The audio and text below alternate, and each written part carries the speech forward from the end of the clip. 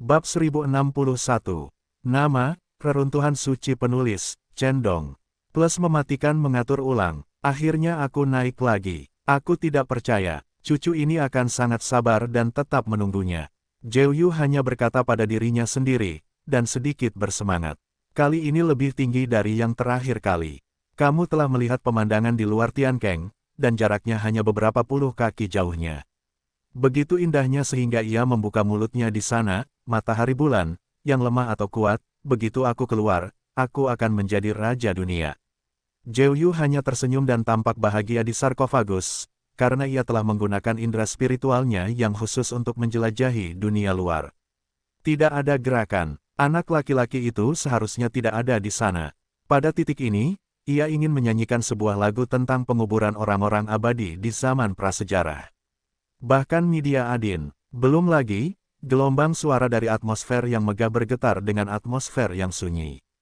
Tampaknya kita melihat era yang sangat mengerikan, di mana para evolusionis bangkit dan mengubur orang-orang abadi.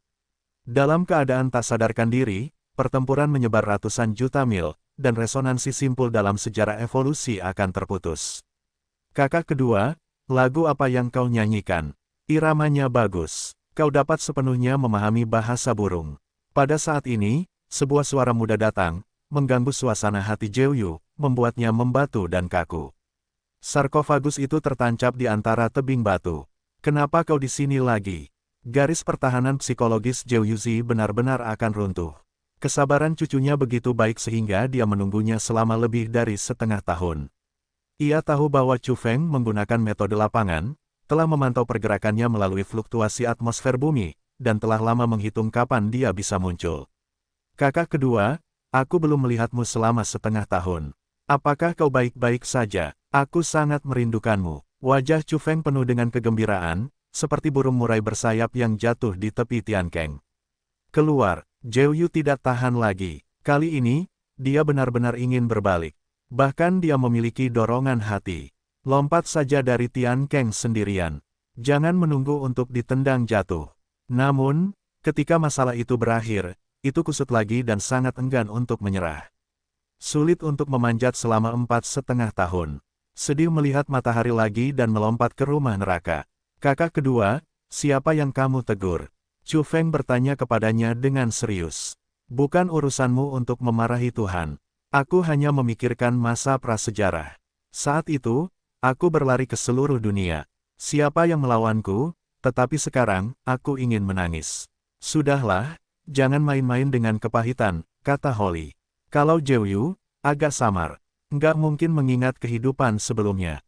Kamu dapat siapa? Lagi pula, kamu masih mau nangis dan ceritakan berapa banyak orang yang sudah kamu lukai di Gunung Petir. Alangkah baiknya kalau aku nggak langsung membunuhmu demi surga. Suara Jeoyu nyaring dan penuh semangat. Dia berkata, aku nggak pernah menyakiti orang baik, tapi semua orang yang sudah mati itu rakus dan jahat. Aku nggak mau orang baik. Maksudmu, kamu jelas-jelas menyakitiku. Kamu bilang aku bukan orang baik. Chu Feng memiringkan kepalanya untuk melihat ke bawah dan memutar matanya ke sana. Kamu orang baik, kamu nggak menghitung dalam hati. Kamu nggak tahu, Jeoyu hanya membuatnya marah. Petik 2, dong. Responsnya adalah sebuah batu seberat lebih dari 80 kg, yang menghantam sarkofagus.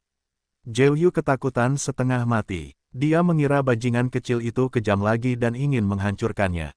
Katakan lagi dan coba, Chu Feng mengancam. Saudaraku, berbelas kasihlah. Kali ini aku memanjat dengan tulus untuk bernegosiasi denganmu. Kami bersumpah demi kutukan penguburan, prasejarah, yang mengikat kedua belah pihak. Sejak saat itu, kita akan menjadi saudara dan berbagi kebahagiaan.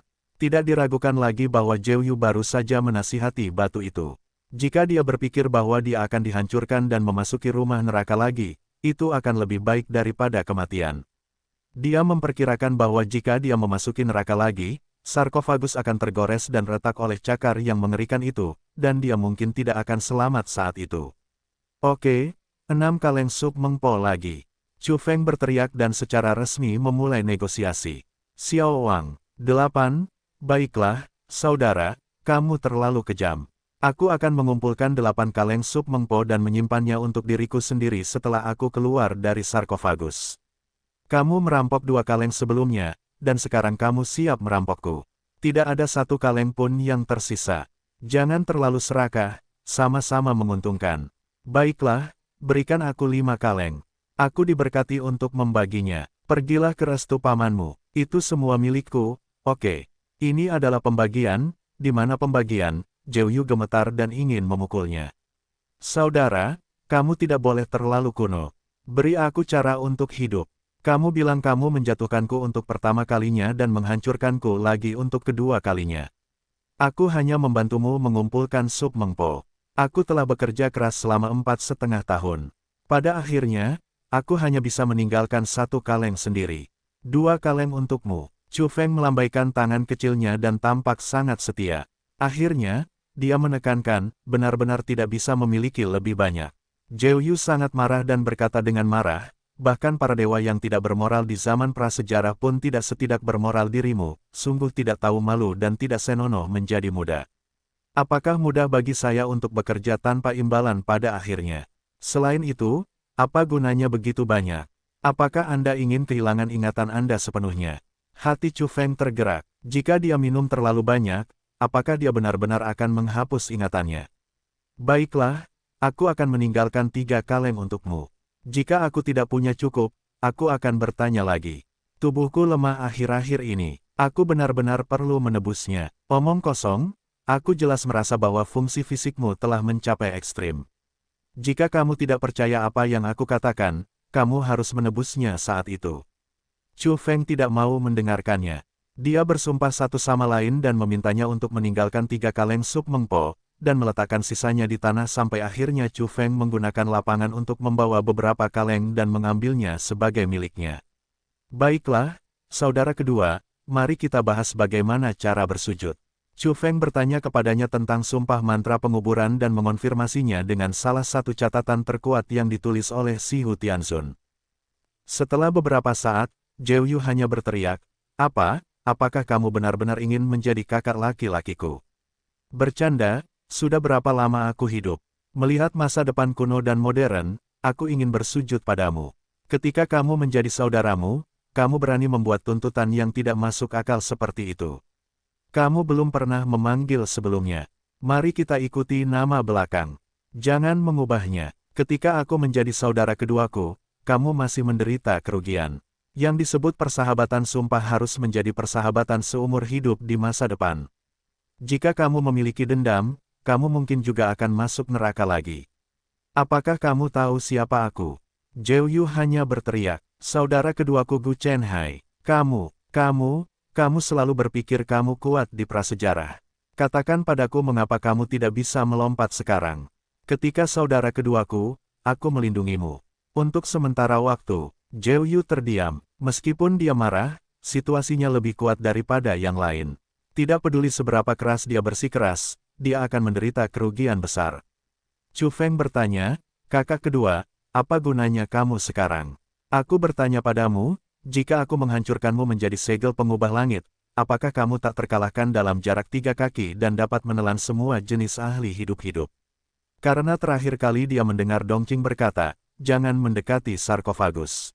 Dalam jarak tertentu, Zhou Yu ini hanya dapat memamerkan keganasannya yang mengerikan.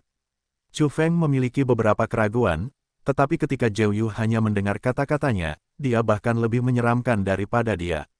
Apa maksudmu? Kamu ingin menghancurkanku menjadi batu bata? Zhou Yu hanya bertanya dengan gugup. Chu Feng berkata, setelah saudara-saudara kita bersumpah, aku akan melakukan perjalanan ke seluruh dunia dan melakukan debut resmi. Jika kamu menjadi beban, bagaimana kamu bisa menerobos bumi yang cerah bersamaku? Kamu harus melindungi dirimu sendiri. Aku harus tahu kekuatanmu. Dasar brengsek, ingin menerobos dunia.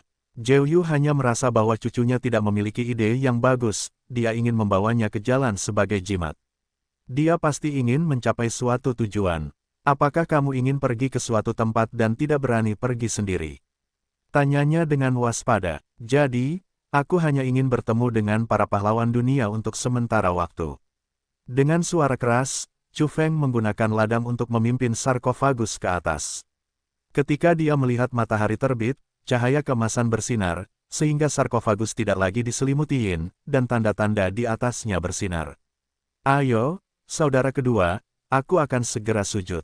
Mari kita minum dengan sup mengpo sebagai anggur. Chu Feng membuka kaleng dan menyesapnya, tampak mabuk. Sekarang, dia tahu bahwa seberapa banyak yang dia minum tidak akan membuatnya pingsan, tetapi dia tidak khawatir. Bagaimana aku bisa minum? Kamu biarkan aku keluar dari sarkofagus. Jalan Zhou Yuxi. Aku tidak bisa membuka sarkofagus. Kamu bisa mengirim sekaleng sup mengpo. Aku akan meminumnya untukmu. Aku tidak ingin bicara. Zhou Yu hanya marah, tetapi segera dia dalam suasana hati yang baik. Setan kecil dunia campuran akhirnya tidak menendangnya ke Tian Keng. Dia penuh harapan dan melihat fajar kebebasan. Astaga, tiba-tiba, seberkas cahaya mengerikan terbang dari kejauhan. Sebuah anak panah besi menghantam tanah di dekat Chu Feng, dan sebuah lubang besar muncul. Jika dia tidak melarikan diri tepat waktu, dia akan terbunuh oleh anak panah dan mati di tempat. Pada saat kritis, kesadaran spiritualnya yang luar biasa dan jauh lebih kuat menyelamatkannya. Bagaimanapun, dia adalah Raja Dewa.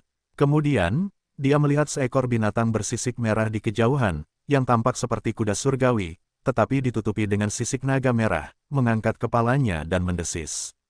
Di atasnya duduk seorang remaja dengan mencibir dan perlahan-lahan meletakkan busur besarnya. Siapa kamu dan mengapa kamu menembak orang lain sesuka hati? Chu Feng mencela dengan marah. Baiklah, letakkan guci batu di tanganmu. Itu kesempatanku. Pemuda itu membuka mulutnya, dengan senyum dingin, menunjukkan sikap acuh tak acuh, dan tidak mengambil hati Chu Feng. Matanya panas, menatap guci batu berisi sup mengpo. Chu Feng sangat marah ketika mendengar pidato itu. Dia berani mencakar kepala Tai Sui, merampas harta karunnya, dan membunuhnya. Itu tidak tertahankan. Jika kamu tidak ingin mati, letakkan guci batu itu dan pergilah. Anak laki-laki itu berkata, Go, di hutan, seekor anjing besar yang ganas datang, seukuran rumah, dengan mulut besar dan kemarahan yang mengerikan. Anjing, pergilah hancurkan dia dan aku dan bawa keberuntungan kita. Pemuda itu, memerintahkan dengan dingin, menatap Chu Feng, mencibir, dan mengabaikan hidup dan matinya.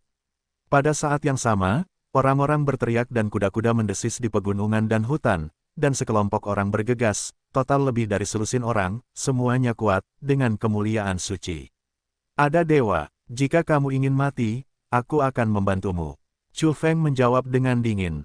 Dia tahu bahwa perang tidak dapat dihindari, mungkin sudah waktunya bagi naga itu untuk terbang dan mengaduk angin dan awan. Ada saudara, saya punya keluhan, beri Anda kesempatan untuk menjemput saya. Pertama-tama tunjukkan animasi di WeChat, plus akun resmi WeChat, Cendong, lalu kirimi saya satu kata, Anda dapat melihat dan membuat janji temu. Chu Feng marah. Ia terlalu mendominasi untuk menemui pemuda itu. Ia datang dan ingin memanahnya dengan anak panah besi untuk mengambil sup mengpo dari tangannya. Ia bersiap dengan sangat ketat. Sekelompok orang di seberangnya tidak baik. Tanpa diduga, seorang dewa bergegas maju. Sekelompok orang melindungi anak laki-laki itu seperti bintang dan bulan. Tentu saja, anjing besar itu bergegas di depan. Seluruh tubuhnya berwarna merah gelap, seperti bertarung sepanjang tahun. Ia bermandikan darah semua jenis hewan, sehingga bulunya berdarah. Anjing besar ini, yang tingginya lebih dari 4 meter, mengeluarkan angin kencang saat berlari, menerbangkan pasir dan batu, serta memiliki bau darah yang kuat. Wajah Chu Feng dingin. Ia dan pemuda itu tidak memiliki keluhan. Pihak lain merampas kesempatannya dan bahkan menyakiti orang-orang dengan anjing. Singa merah, gigit aku dengan keras dan cabik-cabik dia. Pemuda itu berteriak di belakang, dengan senyum dingin di wajahnya, memberi perintah tanpa memperhatikan, dan menginginkan anjing yang begitu tinggi dan ganas untuk mencabik-cabik anak-anak di tepi Tian Keng.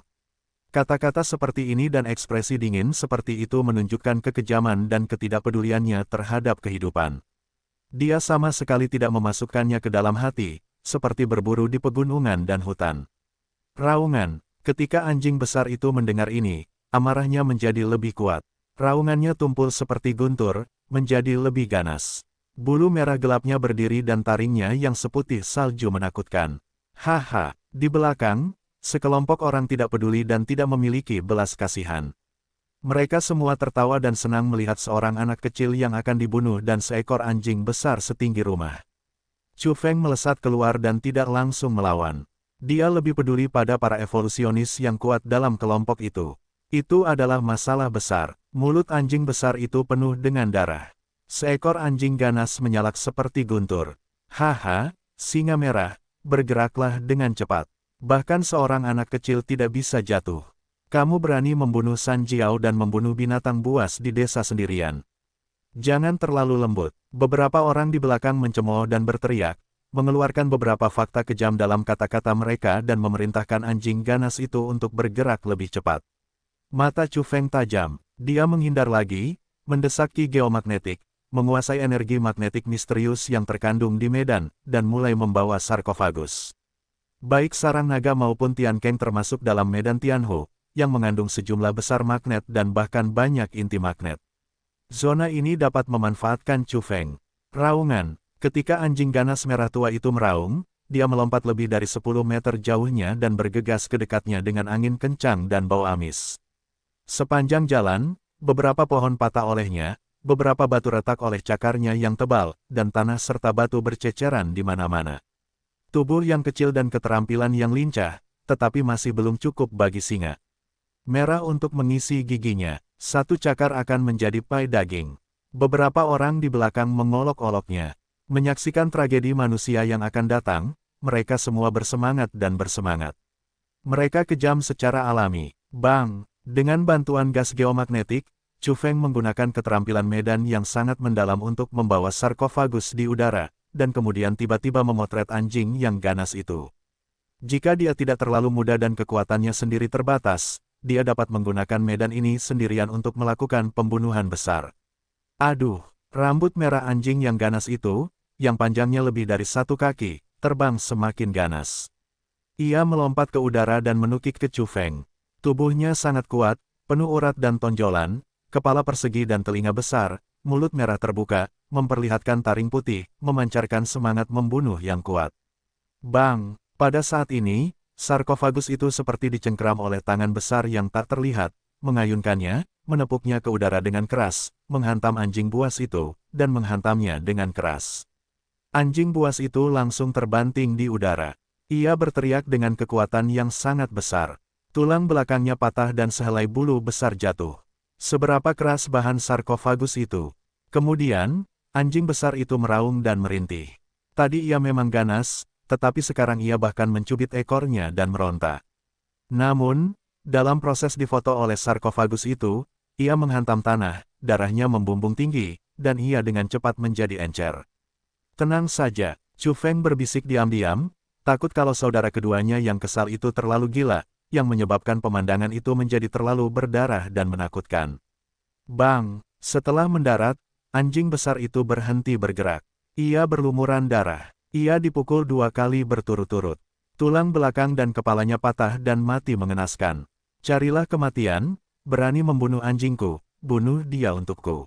Anak laki-laki yang duduk di atas kuda berbentuk seperti kuda surgawi dan ditutupi dengan sisik merah memberi perintah. Wajahnya seberat air dan matanya dingin. Dia juga membuka busur besarnya dan melesat maju dengan anak panah besi. Wus! Satu demi satu sosok bergegas maju, kuat dan kuat satu persatu. Kapan? Chu Feng menghindar dan memblokir anak panah besi dengan sarkofagus. Dengan keras, anak panah besi itu meledak dan berubah menjadi bubuk besi. Bagaimana dia bisa mengguncang sarkofagus? Ya Tuhan, apakah ini batu emas? Itu adalah bahan langka dari surga dan bumi. Itu dapat memurnikan harta rahasia tingkat Tianzun. Ya Tuhan, itu adalah artefak paling suci. Aku melihat sepotong besar di sini. Seseorang membuatnya menjadi peti mati. Itu terlalu boros. Petik 2. Seorang lelaki tua dengan kuncir di seluruh kepalanya berteriak dan sangat bersemangat. Pada saat yang sama, dialah yang memancarkan kemuliaan Tuhan, yang berasal dari sebuah pot tanah liat di tangannya, dan kemuliaan suci itu kabur di dalamnya. Wus! 6 atau 7 orang bergegas bersama dengan roh pembunuh yang dingin. Mereka mengulurkan tangan besar mereka dan meraih Chu Feng. Mereka ingin menamparnya sampai mati. Minggir! Di belakang, lelaki tua dengan kepang di seluruh kepalanya minum. Dia menatap sarkofagus dengan mata panas. Kali ini, Chu Feng mendesaki magnet bumi, yang terbungkus dalam sarkofagus, dengan tegas dan tegas, tiba-tiba membalikkan jurang surga dan melompat turun. Diam, angin Chu membawa suara. Kalau tidak, dia takut Zhou Yu hanya akan berteriak. Sebenarnya, Zhou Yu sangat ketakutan sehingga dia tidak ingin memasuki neraka lagi. Kamu kembali dan tinggalkan harta karun itu. Orang tua itu menggunakan teknik rahasianya, bersinar di antara telapak tangan dan jari-jarinya, dan menembak ke dasar jurang untuk menahan sarkofagus. Sebenarnya, Chu Feng paling khawatir dengan lelaki tua itu. Dia merasa bahwa dia memiliki napas dewa. Kemudian, dia menemukan bahwa itu berasal dari pot tanah liat di tangannya. Dia sedikit lega. Sekarang Chu Feng bekerja sama dengan sangat baik dan melemparkan sarkofagus keluar dari Tiankeng. Wus, sarkofagus itu bergegas dan dicengkeram oleh tangan energi biru lelaki tua itu dan ditahan di depannya. Haha, itu benar-benar batu emas surgawi. Itu adalah harta langka yang terbuat dari bahan pemurnian yang tak tertandingi. Jika dibuat menjadi tungku pemurnian obat, efeknya adalah yang terbaik. Hari ini giliranku untuk mendapatkan keberuntungan besar ini dan aku berharap untuk menjadi orang suci. Lelaki tua itu tertawa dan merasa puas. Chu Feng bersembunyi di pot batu karena takut ditahan oleh lelaki tua itu. Dia bahkan siap untuk menggunakan buah dari kehidupan sebelumnya. Namun, dia menemukan bahwa lelaki tua itu terlalu bersemangat dan hanya memiliki sarkofagus di matanya. Pada saat yang sama, dia juga mengerti bahwa dia melebih-lebihkan kekuatan masing-masing. Orang tua itu hanyalah seorang setengah suci, dan semua keanehan itu berasal dari bau pot tanah di tangannya. Di tanah ini, ibu kota setengah suci tidak bisa bangkit dari tanah dan tidak bisa terbang. Tuan ke-6, apakah peti mati ini harta yang langka? Anak laki-laki yang duduk di atas binatang bersisik merah itu terkejut, matanya sedikit menyipit, memperlihatkan dua cahaya murni, dan ingin memisahkan beberapa bahan. Yang lain juga berkumpul dan melihat sarkofagus itu. Sarkofagus itu diam dan tidak bergerak. Tentu saja, Zhou Yu hanya bekerja sama dengannya. Itu serakah daripada siapapun. Itu ingin menyedot esensi darah semua orang dan menunggu semua orang mendekat. Kalau tidak, saat berhadapan dengan anjing besar, kita tidak akan membiarkannya berdarah di tanah, tetapi menghisapnya semua. Semuanya untuk menghindari paparan dan menakut-nakuti orang. Lihat, pola pada sarkofagus itu rumit dan pengerjaannya sangat indah. Sekilas, itu ditulis oleh seorang master terkenal dan mengandung sajak Tao yang sangat menakjubkan. Ukiran ini sendiri adalah harta karun. Yah, saya tidak tahu apakah ada harta karun di sarkofagus itu, karena itu adalah hal yang sangat berguna bagi orang-orang.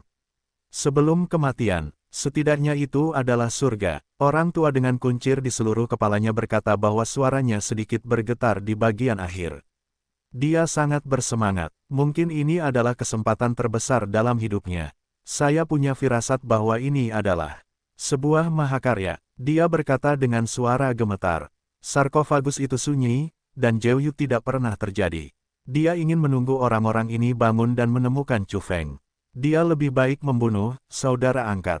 Chu Feng menunggu sebentar dan mendengarkan celoteh orang-orang itu.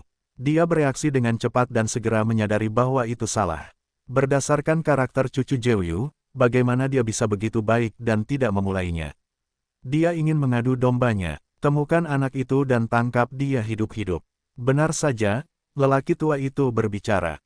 Pemuda itu mencibir dan berkata, robek salah satu lengannya, patahkan kedua kakinya dan bawa lagi.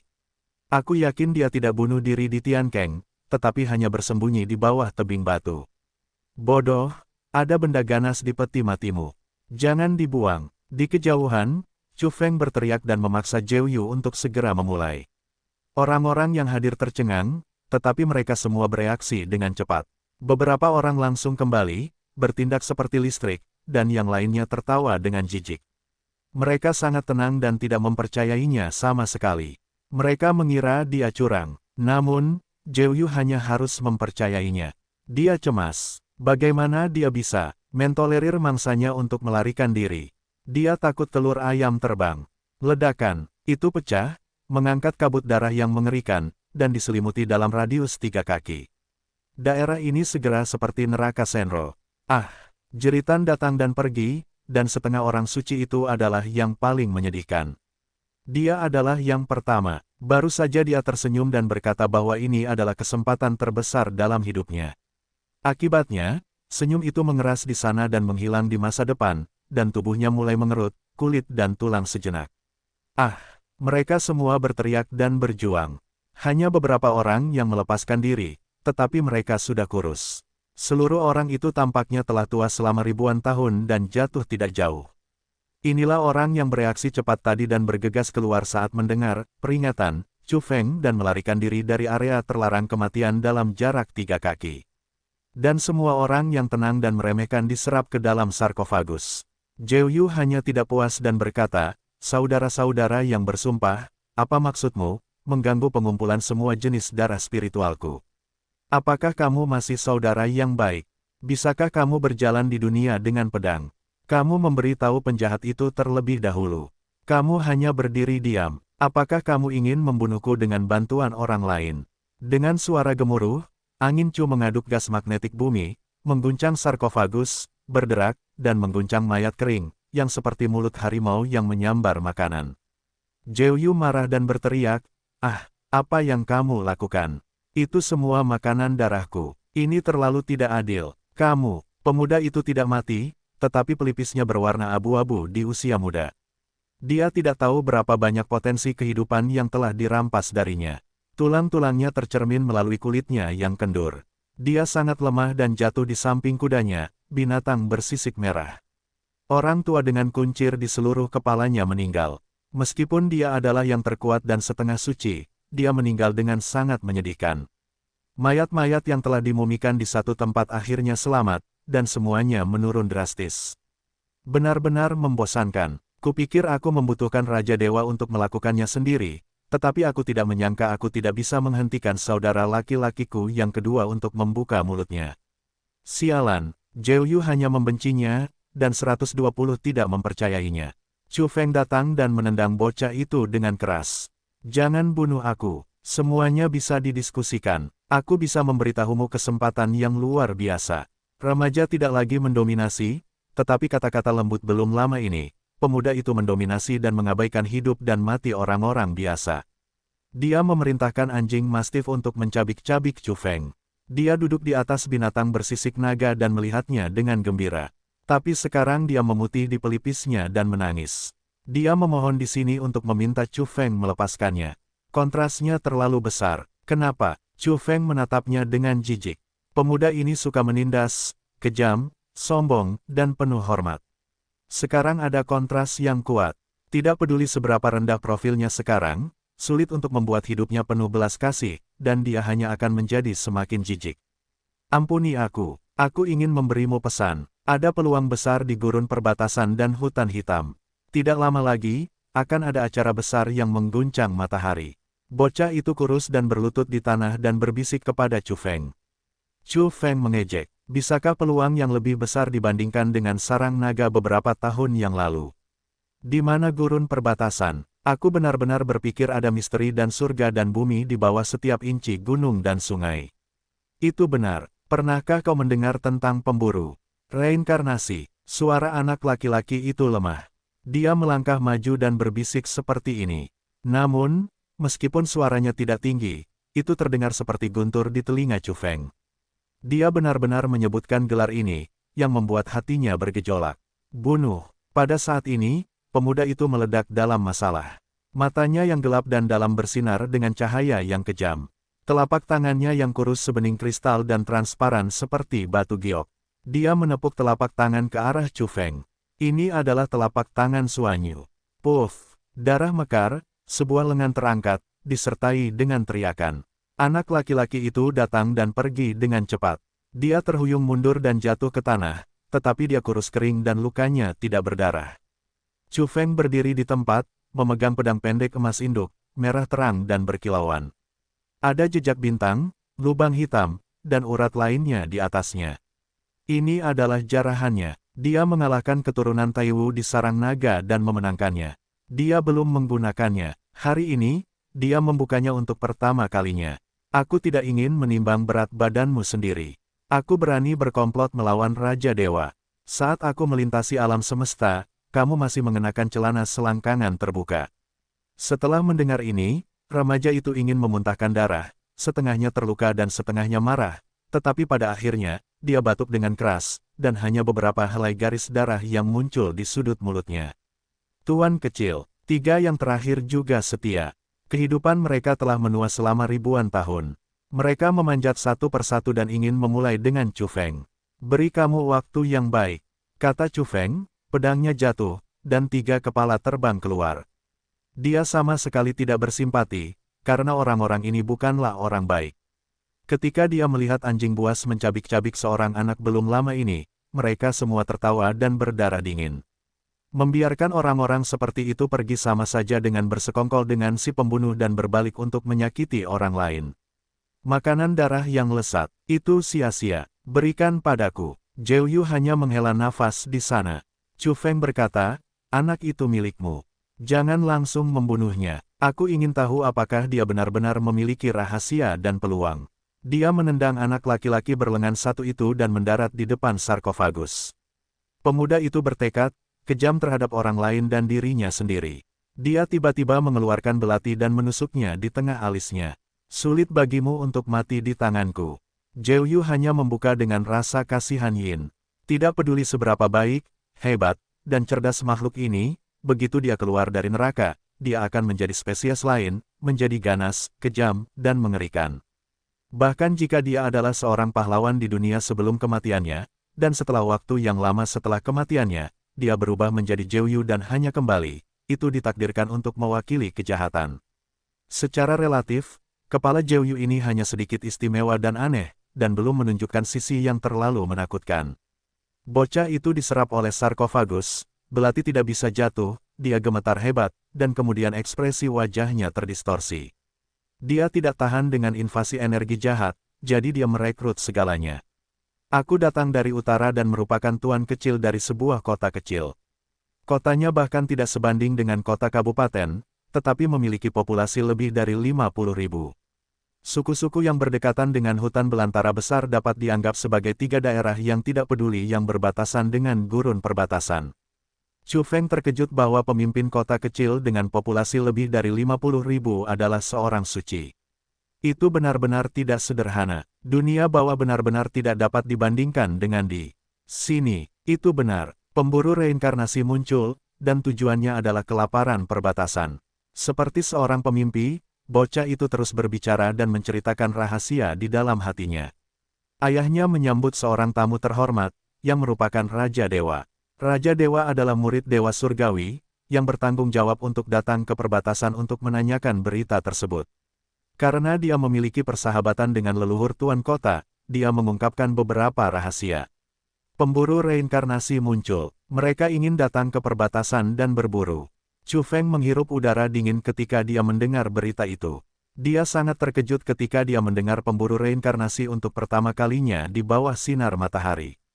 Apakah akhirnya datang? Holly mengatakan bahwa makhluk ini sangat misterius sehingga tidak ada yang bisa melihatnya, tetapi sekarang seseorang secara pribadi mengetahui jejaknya.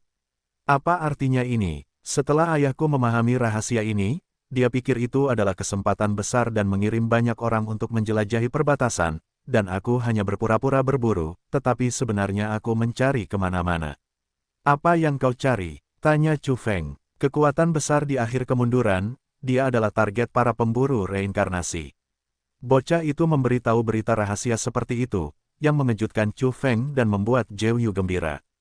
Begitu Daneng yang sekarat mati total, itu berarti guanya akan menjadi tempat tanpa pemilik, yang merupakan kesempatan besar bagi orang-orang di luar. Mengapa ini? Apa yang dilakukan para pemburu reinkarnasi ketika mereka menatap makhluk yang sekarat?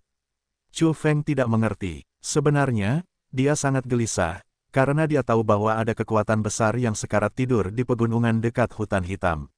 Pada saat itu, dia secara pribadi mengalami mimpinya, yang sangat mengerikan.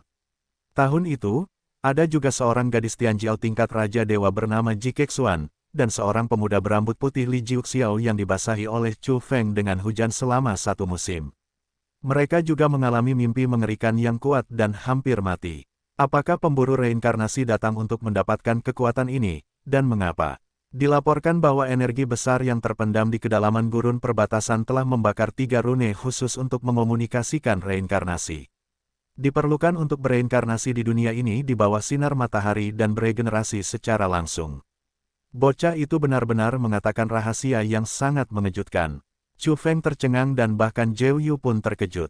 Apakah mungkin untuk bereinkarnasi langsung di bawah sinar matahari tanpa pergi ke tanah reinkarnasi? Bagaimana ini mungkin? Anda tidak harus berjalan di jalan reinkarnasi. Chu Feng terkejut dan sulit dipercaya. Ada tunggul ganas yang hidup di gurun ini. Apakah Anda ingin bertindak melawan langit? Zhou Yu hanya gemetar dan berkata, tidak mungkin. Tidak ada yang bisa begitu sukses. Kembali pada tahun-tahun itu, tidak ada seorang pun dalam sejarah evolusi saya yang dapat bereinkarnasi secara langsung di bawah sinar matahari. Jika dia berhasil, dia harus pergi ke samsara. Itu mengacu pada zaman prasejarah, yang terlalu jauh dari hari ini. Dengan kata lain, itu benar-benar mungkin.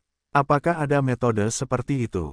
Tanya Chu Feng. Zhou Yu hanya berkata, itu hanya legenda, tetapi tidak mungkin berhasil. Seberapa dalam air di jalan reinkarnasi?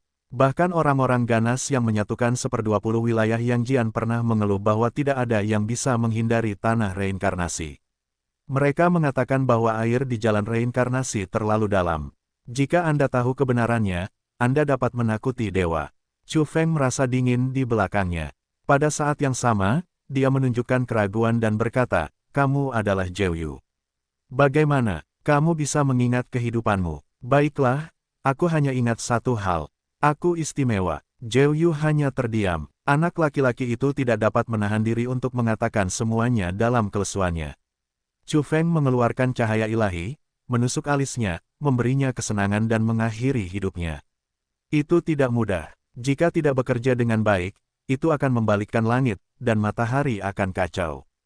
Chu Feng berkata pada dirinya sendiri dengan hati yang berat. 4,5 tahun kemudian, Yongzu berlumuran darah dan wilayah yang tak berujung. Darah merah dan kabut menyelimuti tanah yang luas dan tandus, yang membuat orang luar takut untuk mendekat. Orang-orang di seluruh dunia melihat ke arah Yongzu. Mereka tidak tahu kapan pria itu akan pulih sepenuhnya dan keluar. Sekarang ada pemburu reinkarnasi di perbatasan gurun Yuzu, yang mengincar kekuatan yang benar-benar sekarat, dan bumi benar-benar akan kacau. Ada masalah di sini. Bagaimana mungkin seorang penguasa kota kecil memenuhi syarat untuk mengetahui hal seperti itu? Bahkan Raja Dewa tidak memenuhi syarat. Pasti ada rahasia. Zhou Yu di sarkofagus hanya membuka mulutnya. Dia pikir ada sesuatu di dalamnya. Apakah para pemburu reinkarnasi datang sendiri, atau ada yang dengan sengaja menuntun mereka? Bahkan menangkap dan membunuh kekuatan besar yang sedang sekarat adalah peristiwa yang mengguncang bumi. Mereka yang berani melibatkan level ini memiliki keberanian yang besar. Air di kolam ini sedikit berlumpur, tetapi juga mengerikan dan berbahaya. Aku benar-benar ingin kembali ke Tiankeng dan bersembunyi untuk beberapa waktu. Zhou Yu hanya berbicara pada dirinya sendiri dan mengucapkan banyak kata. Dia sangat takut. Chu Feng membawa sepasang tangan kecil dan berkata, kakak kedua, kita telah sepakat untuk berjalan mengelilingi dunia dengan pedang. Apakah kamu ingin kembali ke rumah neraka sendirian? Tetapi aku tidak akan memaksamu, atau aku akan membawamu kembali sendiri. Bunuh aku dan jangan kembali. Zhou Yu menggelengkan kepalanya dan memikirkan pengalaman di bawah tanah. Dia menggigil dan tidak ingin mengalaminya lagi. Tiba-tiba, dia memikirkan kemungkinan lain dan berkata, apakah yang disebut reinkarnasi itu menuju rumah neraka? Kalau begitu aku tidak bisa kembali. Kalau begitu, kakak kedua, pergilah dan istirahatlah dengan baik dulu. Kata Chu Feng, dengan cepat menyiapkan medan transmisi, meledakkan Zhou Yu ke dalamnya dan langsung mengirimnya pergi. Kemana kau akan membawaku? Sebelum menghilang, ia berteriak dan menyeramkan. Apakah bajingan kecil itu melanggar perjanjian dan ingin membunuhnya? Membawamu kembali ke kampung halamanmu. Jalan Chu Feng. Apa? Zhou Yu putus asa dan berteriak di sana. Namun, sarkofagus itu jatuh dari kehampaan dan jatuh di sebuah gunung. Itu bukan kampung halaman rumah Yin. Aku membuat kakekmu takut setengah mati. Bajingan kecil sialan, ini. Gunung petir, jahat ini. Dia sangat marah hingga membencinya. Akhirnya, pencuri kecil itu mengirimnya kembali ke tempat semula di penjara. Itu adalah gunung petir tempat peri kuil menjebaknya. Kamu istirahat dulu di sini. Saat aku ingin mengucapkan selamat tinggal pada hutan belantara ini, aku akan datang menemuimu dan pergi bersama. Chu Feng datang menemuinya, lalu pergi dengan cepat. Dia benar-benar ingin berhenti di perbatasan untuk sementara waktu. Apakah akan ada pemburu reinkarnasi? Dia akan menunggu beberapa saat. Chu Feng merasa bahwa setelah lebih dari 4 tahun, dia tidak bisa merasakan informasi reinkarnasi apapun dan tidak mengkhawatirkan dirinya sendiri. Terutama setelah minum sup mengpo, dia merasa bahwa rasa yang mirip dengan perikuil menghilang, yang membuatnya semakin lega. Namun, 8 hari kemudian, terjadi kecelakaan. Dan perubahan mendadak. Dua makhluk jatuh dari langit dan jatuh ke arah gunung rendah di belakang suku Ji. Tidak ada pikiran lain. Chu Feng berpikir untuk pertama kalinya sementara dia gembira bahwa ini seharusnya pemburu reinkarnasi. Mengapa kamu muncul di sini? Bukankah kamu mencari kekuatan besar? Ini adalah dua makhluk jahat yang jatuh dari langit. Mereka jahat dan tidak normal. Mereka berteriak di udara, yang membuat Chu Feng merasakan kegelapan jiwanya, dan seluruh orang itu hampir jatuh ke tanah. Apa ini, yang disebut pemburu reinkarnasi? Untuk sesaat, tubuh Chu Feng menegang, dan sel-selnya tampak mengembun menjadi pelat baja. Dia merasa luar biasa. Sebuah teriakan membuat jiwanya yang indah menjadi gelap dalam sekejap. Meskipun dia tiba-tiba kembali normal, itu masih mengejutkannya secara tak dapat dijelaskan dan berdebar-debar. Apa ini? Tidak jatuh, bukan reinkarnasi. Di tengah udara, ada suara serak, tua dan dengan vibrato metalik, seperti dua pelat besi yang bergesekan. Apakah teriakan semacam ini secara khusus ditujukan untuk reinkarnasi? Chu Feng terkejut. Untuk beberapa alasan, dia menolak tanpa kerusakan. Kedua makhluk itu turun perlahan. Mereka tampak berbeda dan sangat aneh.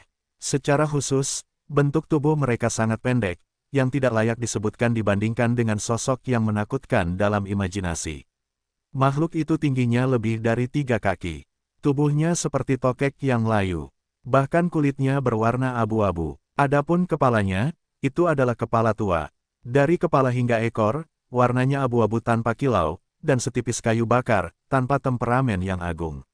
Namun, itu berbahaya dan menakutkan. Chu Feng merasakan napas reinkarnasi, yang mirip dengan beberapa energi yang menyebar di jalan reinkarnasi.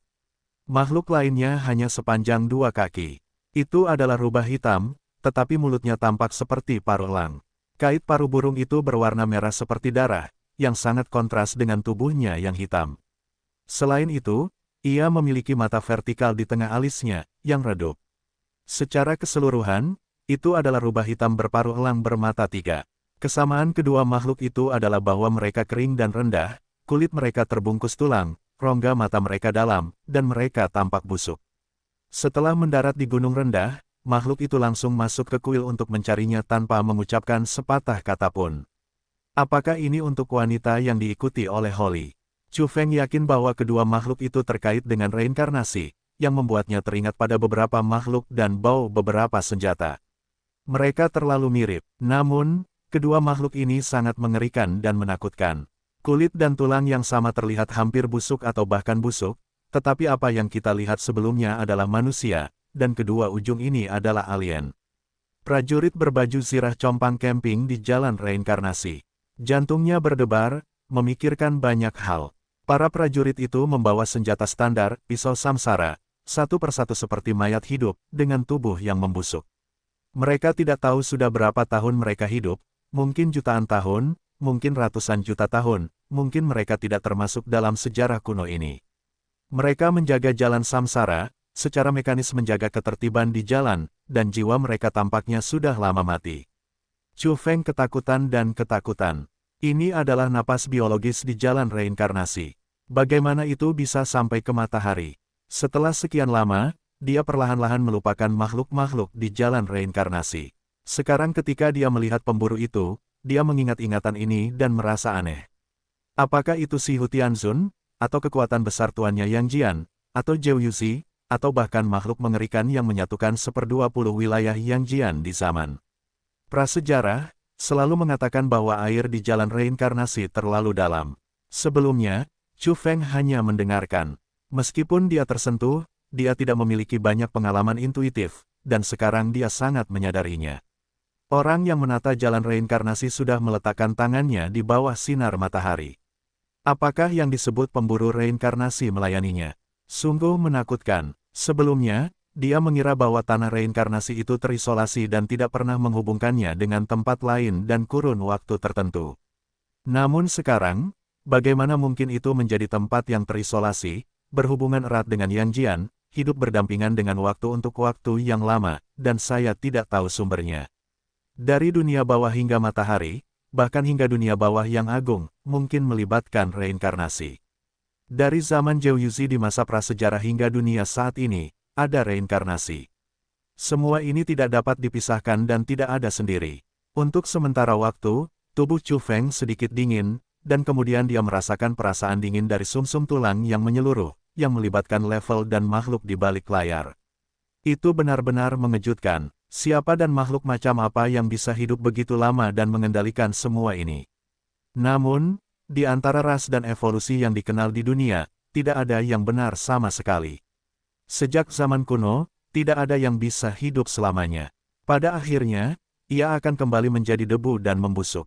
Beberapa makhluk dan beberapa evolusionis ekstrim hidup lama karena mereka tidak aktif, menggunakan gunung dan sungai untuk memberi makan diri mereka sendiri, tidur sepanjang hari, dan mengurangi konsumsi sebanyak mungkin. Oleh karena itu, tampaknya mereka hidup lama, tetapi mereka akhirnya akan mati. Dikatakan bahwa alasan mengapa gunung dan sungai yang terkenal di Yangjian begitu megah dan medannya berguncang bumi terkait dengan kematian orang-orang ini di bawah tanah. Mengapa apa yang disebut medan yang mengejutkan dapat membunuh dan mencekik para evolusionis? Bahkan kaisar pun bisa mati jika dia masuk. Bagaimana gunung dan sungai yang sederhana dapat membunuh manusia? Bahkan jika gunung itu aneh dan medan magnetnya menghasilkan sejumlah besar energi, mereka tidak dapat membunuh Tuhan. Alasan utamanya adalah bahwa setelah tidak aktif dan tertidur, yang sangat kuat akhirnya mati di bawah tanah, melelehkan diri mereka sendiri, membentuk medan yang mengerikan, dan menciptakan gunung dan sungai terkenal yang mengguncang matahari. Hanya setelah mereka memadukan Tao dan mengembun dengan bumi, mereka membentuk jadi pembunuh. Pikiran Chu Feng menyimpang dan banyak berpikir. Dia tidak bisa tenang untuk waktu yang lama. Karena tidak ada makhluk yang tidak mati, semua evolusionis manusia pada akhirnya akan mati, tetapi siapa yang dilayani para pemburu ini? Bisakah tata letak di balik layar benar-benar bertahan begitu lama? Dia tidak mempercayainya. Namun, jika itu adalah sebuah organisasi, ia menjangkau dunia, menghubungkan prasejarah, atau bahkan lebih jauh. Itu bukan dalam cabang peradaban evolusi, yang berjalan melalui zaman kuno dan modern.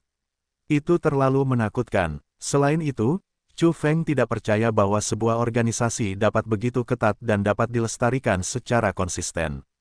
Selama pendirinya meninggal, warisan sebesar itu pasti akan menimbulkan pertikaian di antara para penerus yang berbeda. Agak aneh dan mengerikan, reinkarnasi sudah ada sejak lama. Ada tangan tak terlihat yang mengendalikannya. Terlalu menakutkan untuk menatap dengan acuh tak acuh dalam kegelapan. Chu Feng berkata pada dirinya sendiri. Dia terlalu banyak berpikir. Bahkan ketika saya memikirkan petunjuk Si Hu Tianzun dan pengalaman pribadi saya di jalan reinkarnasi, jelas bahwa ada tanda-tanda perang. Sisa-sisa, dan pertempuran tragis di jalan kuno itu. Ini menunjukkan bahwa itu melibatkan permainan yang sengit. Tidak seorang pun dapat mengendalikannya sepenuhnya. Ada kekuatan untuk menantang tata letak di balik reinkarnasi, dan tidak ada rasa takut sama sekali. Selain itu, tampaknya ini bukan satu atau dua orang, juga bukan satu atau dua pihak. Semakin Chu Feng berpikir dalam-dalam, semakin dia merasa bahwa kedalaman air kolam itu menakutkan. Chu Feng menghela nafas. Saat dia perlahan mengerti dan memiliki sedikit jawaban di dalam hatinya, dia secara bertahap mengerti mengapa Si Hu Tianzun, Jiu Yuzi, dan para super kuat di tahun-tahun prasejarah memuja reinkarnasi. Rahasianya sungguh mengejutkan, namun, rahasianya begitu kabur sehingga telah diselimuti lapisan kabut sejak zaman dahulu, sehingga orang tidak dapat melihat kebenarannya. Kemudian, Chu Feng teringat akan pengalamannya pergi ke negara asing selama 100 tahun. Ketika dia kembali, dia menggunakan kotak batu untuk menyelinap melintasi negara. Dia pernah melihat mata besar mengawasi di antara dinding alam semesta. Pada saat yang sama, dalam perjalanan kembali, dia melihat sekelompok raksasa prasejarah, tinggi dan menakjubkan, sebanding dengan planet ini, dengan napas reinkarnasi, dan bahkan membawa pisau reinkarnasi. Mereka adalah dewa dan iblis, membuka jalan, dia tidak tahu harus pergi kemana. Beberapa dari mereka mati rasa seperti mayat berjalan, dan beberapa lainnya murah hati dan serius. Kemana mereka akan pergi dan jalan seperti apa yang akan mereka temukan? Chu Feng berpikir berulang-ulang. Tahun-tahun reinkarnasi terlalu lama, itu tidak ada dalam sejarah evolusi.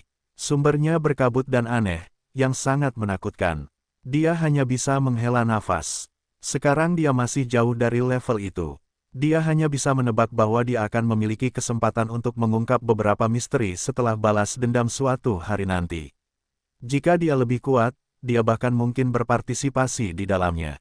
Tidak ada jejak reinkarnasi. Sepertinya informasi yang kita dapatkan salah.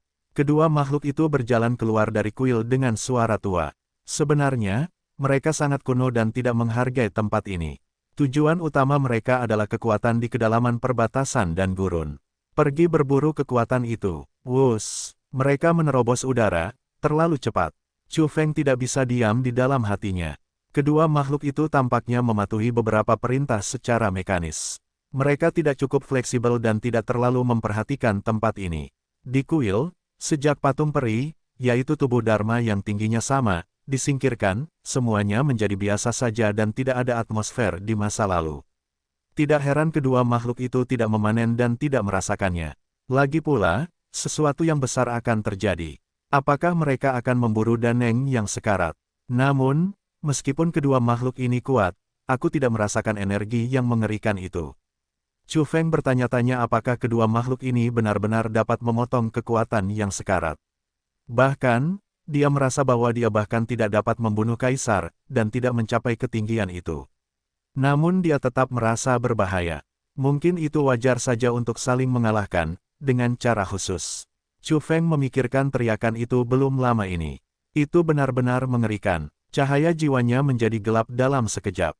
Dia memutuskan bahwa dia perlu mempelajarinya dan menggunakan cahaya jiwa di masa depan untuk menghindari hal semacam ini di masa depan. Jika energi besar yang mati segera mati dan dibunuh oleh pemburu reinkarnasi, kediaman yang ditinggalkannya akan benar-benar menimbulkan sensasi besar, yang bahkan lebih menakjubkan daripada sarang naga. Namun, Chu Feng selalu merasa ada sesuatu di dalamnya, tidak sesederhana yang terlihat. Siapa yang mengirim surat kepada para pemburu reinkarnasi untuk membimbing mereka ke sini? Beberapa keluarga dan kekuatan besar di Yangjian terlalu mengerikan. Bisakah seseorang menghubungi keberadaan di jalan reinkarnasi? Atau apakah keberadaan di balik reinkarnasi awalnya berada di matahari? Chu Feng memikirkan seorang teman lama, gadis Si. Apakah tidak apa-apa baginya untuk kembali ke matahari? Saat itu, gadis Si pernah berkata bahwa dia telah melihat pisau samsara standar di matahari, yang mungkin milik keluarga atau bahkan kekuasaan tertentu. Sepertinya aku ingin keluar dari gurun perbatasan secepat mungkin. Aku benar-benar ingin membawa pedang ke dunia dan meningkatkan diriku secepat mungkin. Aku dapat menemukan teman lama di sepanjang jalan dan belajar lebih banyak. Ini milik Chu Feng. Dia tidak memiliki wajah yang suka main-main di permukaan, tetapi benar-benar menunjukkan emosi batinnya dan terlihat sangat bermartabat. Chu Feng berpikir di kuil selama beberapa waktu. Dia memutuskan untuk mempersiapkan diri sesegera mungkin dan memutuskan untuk bergegas ke Gunung Petir untuk menemui Zhou Yu untuk berbicara. Gunung Sambaran Petir tidak jauh, dan waktunya tidak terlalu lama. Chu Feng tiba. Dia berjalan melewati area ladang yang terhalang dan mendekati puncak gunung. Dia segera mengencangkan tubuhnya. Dia melihat kedua makhluk itu dan menemukan pemburu reinkarnasi. Mereka berdiri di puncak gunung. Yang satu adalah rubah hitam berparuh elang bermata tiga, dan yang lainnya adalah tokek berkepala. Tingginya hanya 2 atau 3 kaki. Temperamen mereka aneh dan menakutkan. Yang mengejutkan Chu Feng, salah satu dari mereka berdiri di atas sarkofagus dan terserap di atasnya. Benarkah hantu yang ganas bertemu dengan iblis jahat dan ujung jarumnya menempel pada gandum? Chu Feng cukup terkejut. Zhou Yu hanya berani menyerang pemburu reinkarnasi. Terlalu berani. Aku akan meminum darahmu, haha. Suara tua Zhou Yu datang dari sarkofagus, dengan bangga dan senang. Chu Feng tercengang. Zhou Yu terlalu kejam. Dia berani melakukannya dan menghisap saripati darah seorang pemburu reinkarnasi. Itu adalah kekacauan yang dahsyat. Apa-apaan kau? Kenapa kau tidak punya darah? Tak lama kemudian, Zhou Yu berteriak. Dia sedikit cemas. Dia merasa situasinya salah dan tidak bisa menyerap setetes darah sama sekali. Chu Feng khawatir tentang hal itu dan merasa merinding. Para pemburu reinkarnasi, seperti para prajurit di jalan reinkarnasi, hampir membusuk, kulit dan tulang.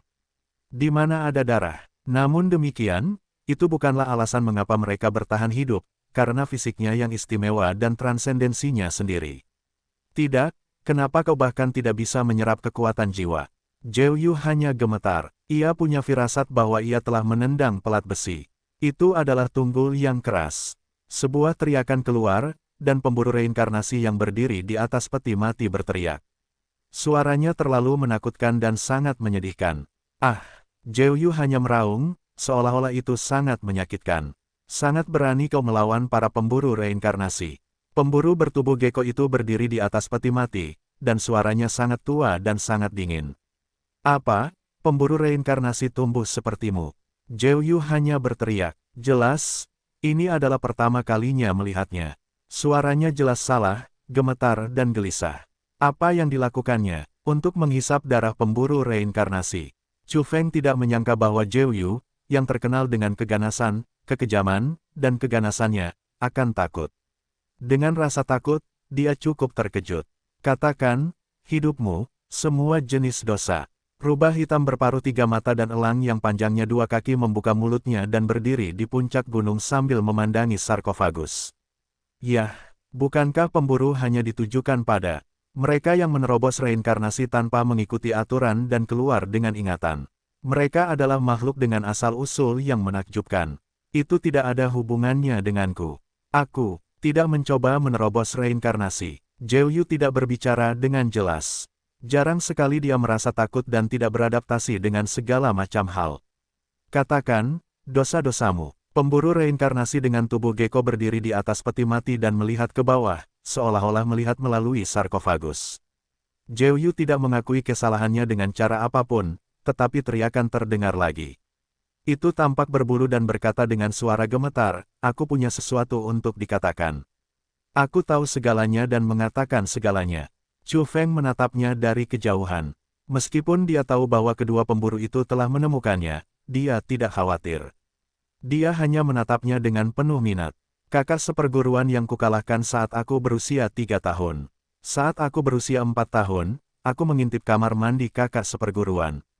Ketika aku berusia 5 tahun, aku menggunakan tongkat untuk mendominasi sekolah.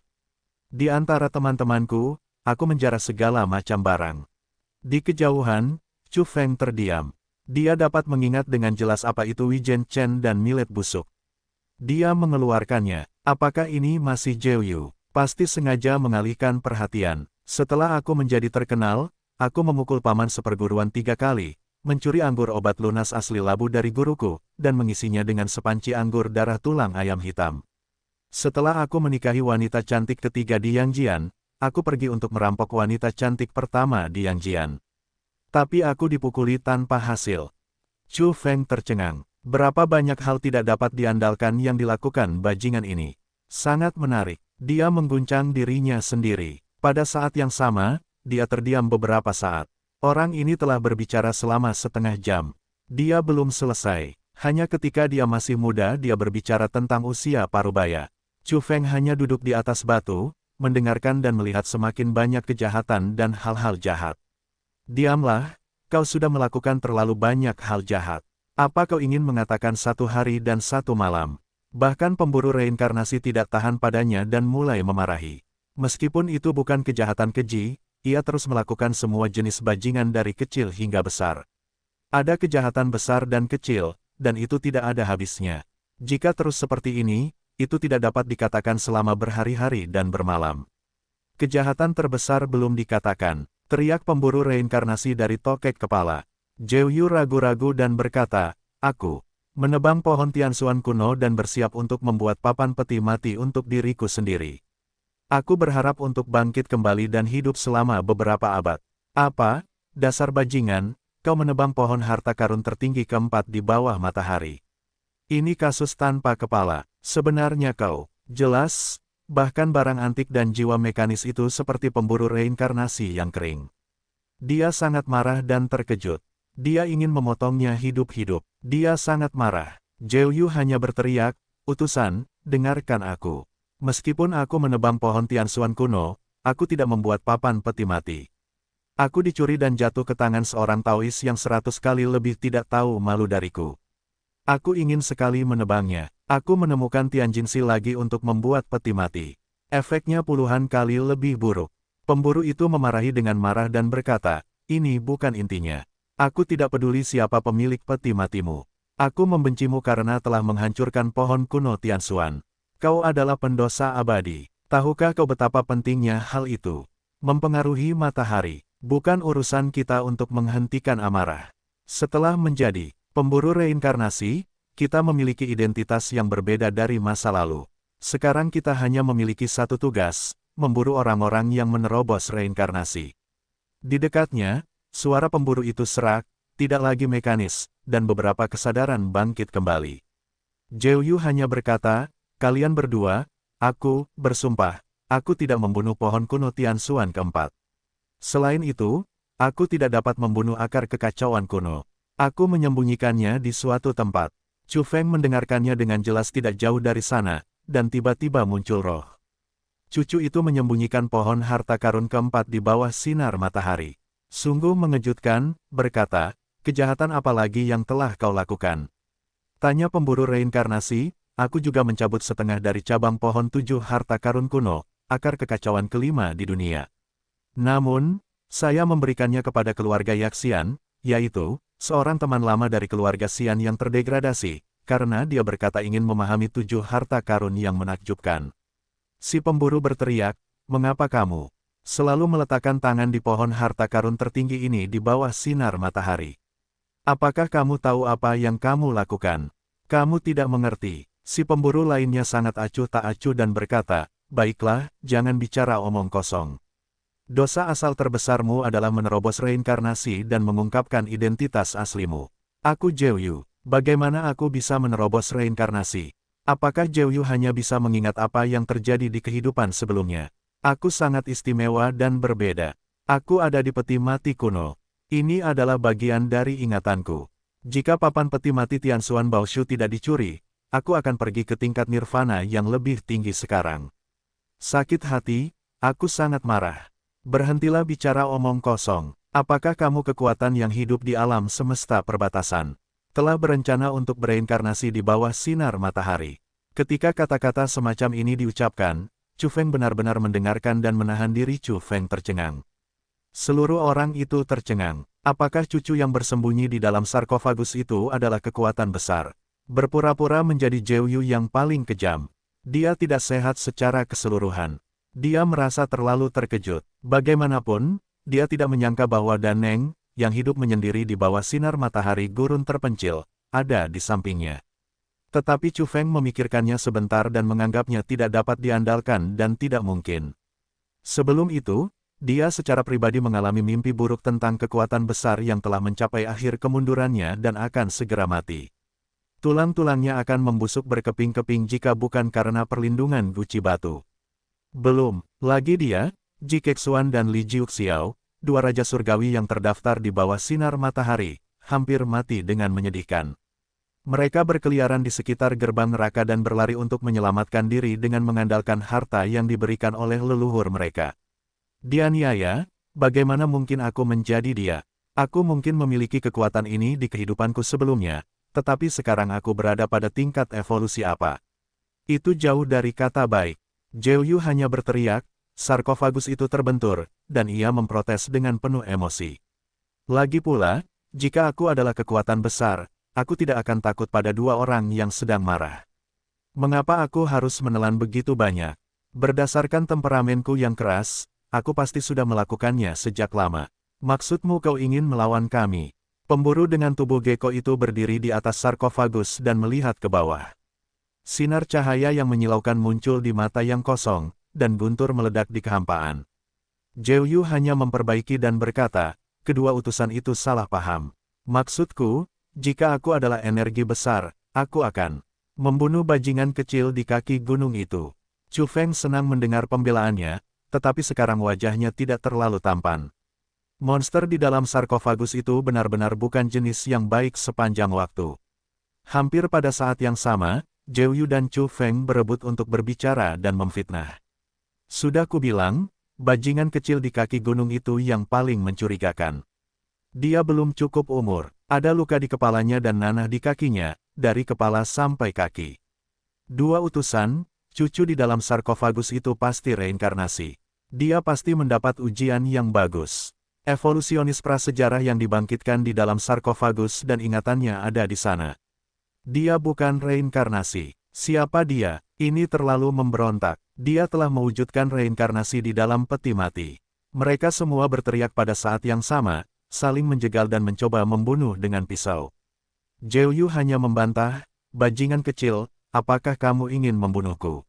Kamu bersalah. Setelah aku mati selama ribuan tahun, aku menjadi Zhou Yu dan hanya dihidupkan kembali dengan ingatan, hanya karena sarkofagus ini memiliki cap kehidupanku sebelumnya dan menggambarkan segalanya.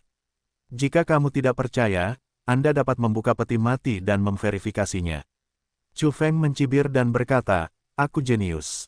Ada banyak iblis di bawah sinar matahari. Itu normal, tapi kamu satu-satunya yang bereinkarnasi di sarkofagus. Pasti ada masalah. Pada saat yang sama, kamu membiarkan orang membuka peti mati mereka untuk keluar dari masalah. Jelas bahwa kamu menyembunyikan niat jahat dan merencanakan hal-hal besar. Aku sarankan agar peti mati ini dilemparkan ke jedi dan dihancurkan di tempat. Diam, seorang pemburu reinkarnasi berteriak. Pemburu lain sangat acuh tak acuh dan berkata, beberapa tahun yang lalu, ada gerakan besar di gurun perbatasan. Seseorang secara keliru memasuki mimpi kuat yang sekarat. Pada saat yang sama, ada juga mata reinkarnasi untuk menangkapnya. Pada saat itu, bumi retak dan sebuah sarkofagus muncul. Itu jelas bukan orang yang sekarat. Itu adalah jangkrik emas yang sedang menembaki. Chu Feng tergerak. Dia duduk di atas batu dan menggosok pelipisnya. Dia sakit kepala, bahkan dia sedikit gemetar. Apakah Zhou Yu benar-benar kekuatan besar? Zhou Yu hanya berteriak, aku dirugikan, aku tidak membawa panci ini. Cucuku menyakitiku. Diperkirakan aku sudah menyimpulkan dan mengharapkan kejadian ini hari ini. Kemudian, ia menambahkan, itu kekuatan yang luar biasa, terutama di usia tuanya. Ia dapat melihat rahasia surga dan meramalkan kemalangan dan berkahnya sendiri. Ini mengganggu jalan, menipu kebenaran dan menderita bersamaku. Pada saat ini, rubah hitam berparuh elang bermata tiga tiba-tiba menghela nafas, begitu kau memasuki budak reinkarnasi, kau akan melupakan kekhawatiran kehidupan sebelumnya. Kau dan aku seharusnya tidak menghidupkan kembali ide-ide kehidupan sebelumnya, jika tidak, mereka hanya akan berubah menjadi debu dalam sekejap. Semuanya akan mengikuti aturan. Ya, aku pikir begitu. Pemburu dengan tubuh gecko membuka mulutnya, matanya kosong dan tidak lagi bersinar, dan berkata, siapapun yang mendengar teriakan tetapi tidak jatuh bukanlah orang yang telah menembus reinkarnasi. Di sini, teriakan mengerikan tiba-tiba pecah. Jiwa Chu Feng terang dan gelap. Ketika dia bertahan, dia tidak jatuh. Sarkofagus itu bergetar, dan Zhou Yu hanya berteriak, aku benar-benar tidak sekuat itu. Aku akan membuktikannya padamu. Sarkofagus itu tiba-tiba berdiri dan melompat ke sini seperti zombie yang berjalan. Pergi dan tangkap orang kuat yang benar-benar memiliki reinkarnasi ingatan. Saat itu, suara tua dan acuh tak acuh datang dari kehampaan. Lebih dari selusin makhluk jatuh dari langit. Mereka aneh dan berasal dari ras yang berbeda, tetapi mereka juga memiliki kesamaan. Mereka semua berkulit dan bertulang, seperti mumi. Mereka adalah pemburu reinkarnasi, ditambah 2 di tanah, totalnya 13. Makhluk terkemuka, dengan rambut putih dan sangat kurus, adalah makhluk humanoid. Ia membawa sepasang sayap emas dan kering dan membawa sekelompok pemburu pergi. Terlalu cepat untuk menyeberangi kehampaan. Sekelompok pemburu memasuki perbatasan. Hati Chu Feng terasa berat. Namun, segera, perhatiannya beralih ke Zhou Yuzi, dan cucunya ingin menyakitinya. Tentu saja, dia secara otomatis mengabaikan bahwa dia telah memfitnah Zhou Yuzi. Zhou Yu, tepatnya, seharusnya kekuatan untuk kehilangan kemampuan seseorang. Chu Feng minum. Suara balasan datang dari sarkofagus dan berkata, apa yang kamu bicarakan? Aku Zhou Yu, jangan menjebakku. Sudah cukup untuk membuktikan semuanya bahwa aku baik-baik saja setelah mendengar teriakan itu. Kamu seharusnya sudah menduga apa yang terjadi hari ini, jadi kamu sudah siap. Chu Feng mengujinya, aku terlalu malas untuk memberitahumu lebih banyak. Jika aku kuat sekarang, aku akan menamparmu sampai mati. Itu karena kamu lemah. Aku tidak peduli untuk membicarakannya denganmu. Bajingan tua, berani menyakitiku hari ini dan membalasnya. Chu Feng minum. Kemudian, tanah berguncang dan sarkofagus berguling ke depan dan ke belakang, disertai dengan kutukan dan teriakan bencana Yinzu, kehidupan hancur. Gempa bumi Yang Jian menarik perhatian dunia dan menyapu gurun. Setengah dari wilayah Yinzu hancur. Dalam beberapa hari terakhir, angin yin menderu dan hantu-hantu menangis. Awalnya, kabut menjulang tinggi, lalu kegelapan menyelimuti bumi. Tidak ada pemandangan. Ini adalah perubahan yang menakjubkan. Dewa hanya pergi menjelajah dan masuk jauh ke dalam keadaan yin. Akibatnya, dia tidak pernah kembali dan tidak pernah kembali. Seorang raja dewa berangkat ke Yinzu. Orang-orang yang melihatnya pergi di belakang menatapnya jauh ke dalam kegelapan. Akhirnya, mereka mendengar tangisannya yang menyedihkan, dan tidak ada lagi gerakan. Banbu Tianzun keluar dan datang ke Yinzu. Sebuah pesan keluar bahwa ada jurang tak berujung, dan ada tangisan tak berujung. Kemudian tidak ada berita, dan karakter-karakter menghilang. Ini menyebabkan kepanikan di dunia, dan kemudian ada berita bahwa kaisar masuk. Pada akhirnya, dia gelap dan berdarah dari 7 lubangnya, dan menderita serangan yang tak terkatakan dan aneh. Blokir Yinzu, dan semua penguasa surgawi lapangan akan bertindak bersama. Pada hari ini, Daneng, yang tertidur selama bertahun-tahun, lahir, membungkuk dan berjalan keluar dari gunung dan sungai yang terkenal, memerintahkan guru surgawi, dan mengundang teman-teman lama untuk keluar dari gunung untuk menyegel negara Yin. Sungguh tak terduga dan tak dapat dijelaskan bahwa hal sebesar itu harus terjadi. Pada akhirnya, Yinzu diblokir dan tidak ada yang bisa masuk lagi. Tidak seorang pun tahu mengapa itu meledak. Kelahiran Daneng dan blokade Yinzu menjadi semakin rumit dan menakutkan. Bencana besar ini tidak terlihat selama bertahun-tahun. Orang-orang pasti berpikir tentang bencana darah hitam. Pada tahun itu, seluruh Dazu berubah menjadi jadi dan menjadi tanah kesengsaraan. Namun, itu adalah hal lama dalam periode yang sangat kuno. Tidak seorang pun pernah mengalaminya kecuali dewa yang hidup dan para evolusionis di atas. Itu Yinzu. Sangat kejam, ratusan juta mil wilayah telah jatuh dan menjadi tanah mati. Tidak ada rumput dan darah busuk. Itu sangat punah. Hari itu, seseorang berdiri di luar Yinzu dan menatap kegelapan. Suaranya dingin dan marah. Matanya berubah menjadi simbol emas, dan 2 sinar cahaya melesat keluar, bersinar ke dalam kegelapan yang menakutkan dan memantulkan beberapa kebenaran. Di tengah seluruh Yinzu, ada jurang yang sangat besar, gelap, tak terduga, dan berkabut, yang berubah menjadi segala macam hantu dan setan yang ganas, melolong dan berjuang keluar. Jadi ke-21 di Yangjian secara resmi terbentuk. Sejak saat itu, ia berdiri dan berubah menjadi bumi. Ia tidak bisa lagi masuk lebih dalam. Di arah lain, ada seorang wanita berdiri dengan rambut putih seperti salju. Meskipun wajahnya kemerahan, perubahan dalam kedalaman matanya mengkhianati usianya. Di belakangnya, ada dewa surgawi yang terkenal, Taiwu, yang memegang anugerah seorang murid. Berdiri di belakangnya, Anda dapat membayangkan status tinggi seorang wanita.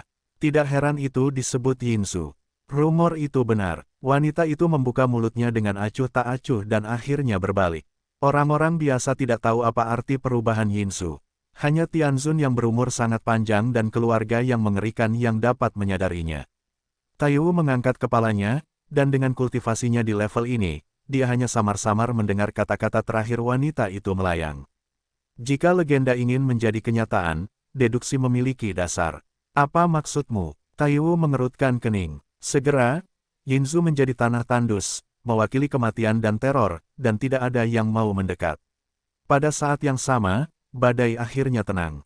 Tidak peduli seberapa hebat bencana itu tidak dapat dibicarakan terus-menerus.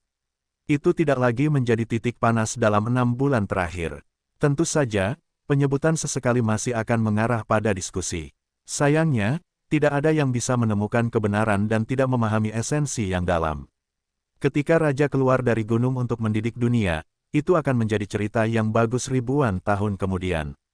10.000 tahun kemudian, semua pengikutku akan memanggilnya leluhur. Selama setengah tahun, Chu Feng siap untuk keluar dari gunung dan keluar dari gurun perbatasan. Tidak jauh dari sana, Zhou Yu di sarkofagus hanya memalingkan mulutnya dan ingin mengatakan bahwa bajingan kecil itu akhirnya keluar dari gunung menuju berbagai bencana. Lao Jiu, apakah kamu meremehkan? Tanya Chu Feng. Zhou Yu terkejut dan berkata, bagaimana kamu tahu? Lupakan saja, aku tidak peduli padamu. Bagaimanapun, kamu dan keledai adalah pengikut paling awal di sekitarmu. Nanti, kamu akan ditunjuk sebagai pelayan kiri dan kanan dan posisi buah dewa. Zhou Yu membalas, bajingan kecil, semakin banyak kau bicara, semakin tak terbatas.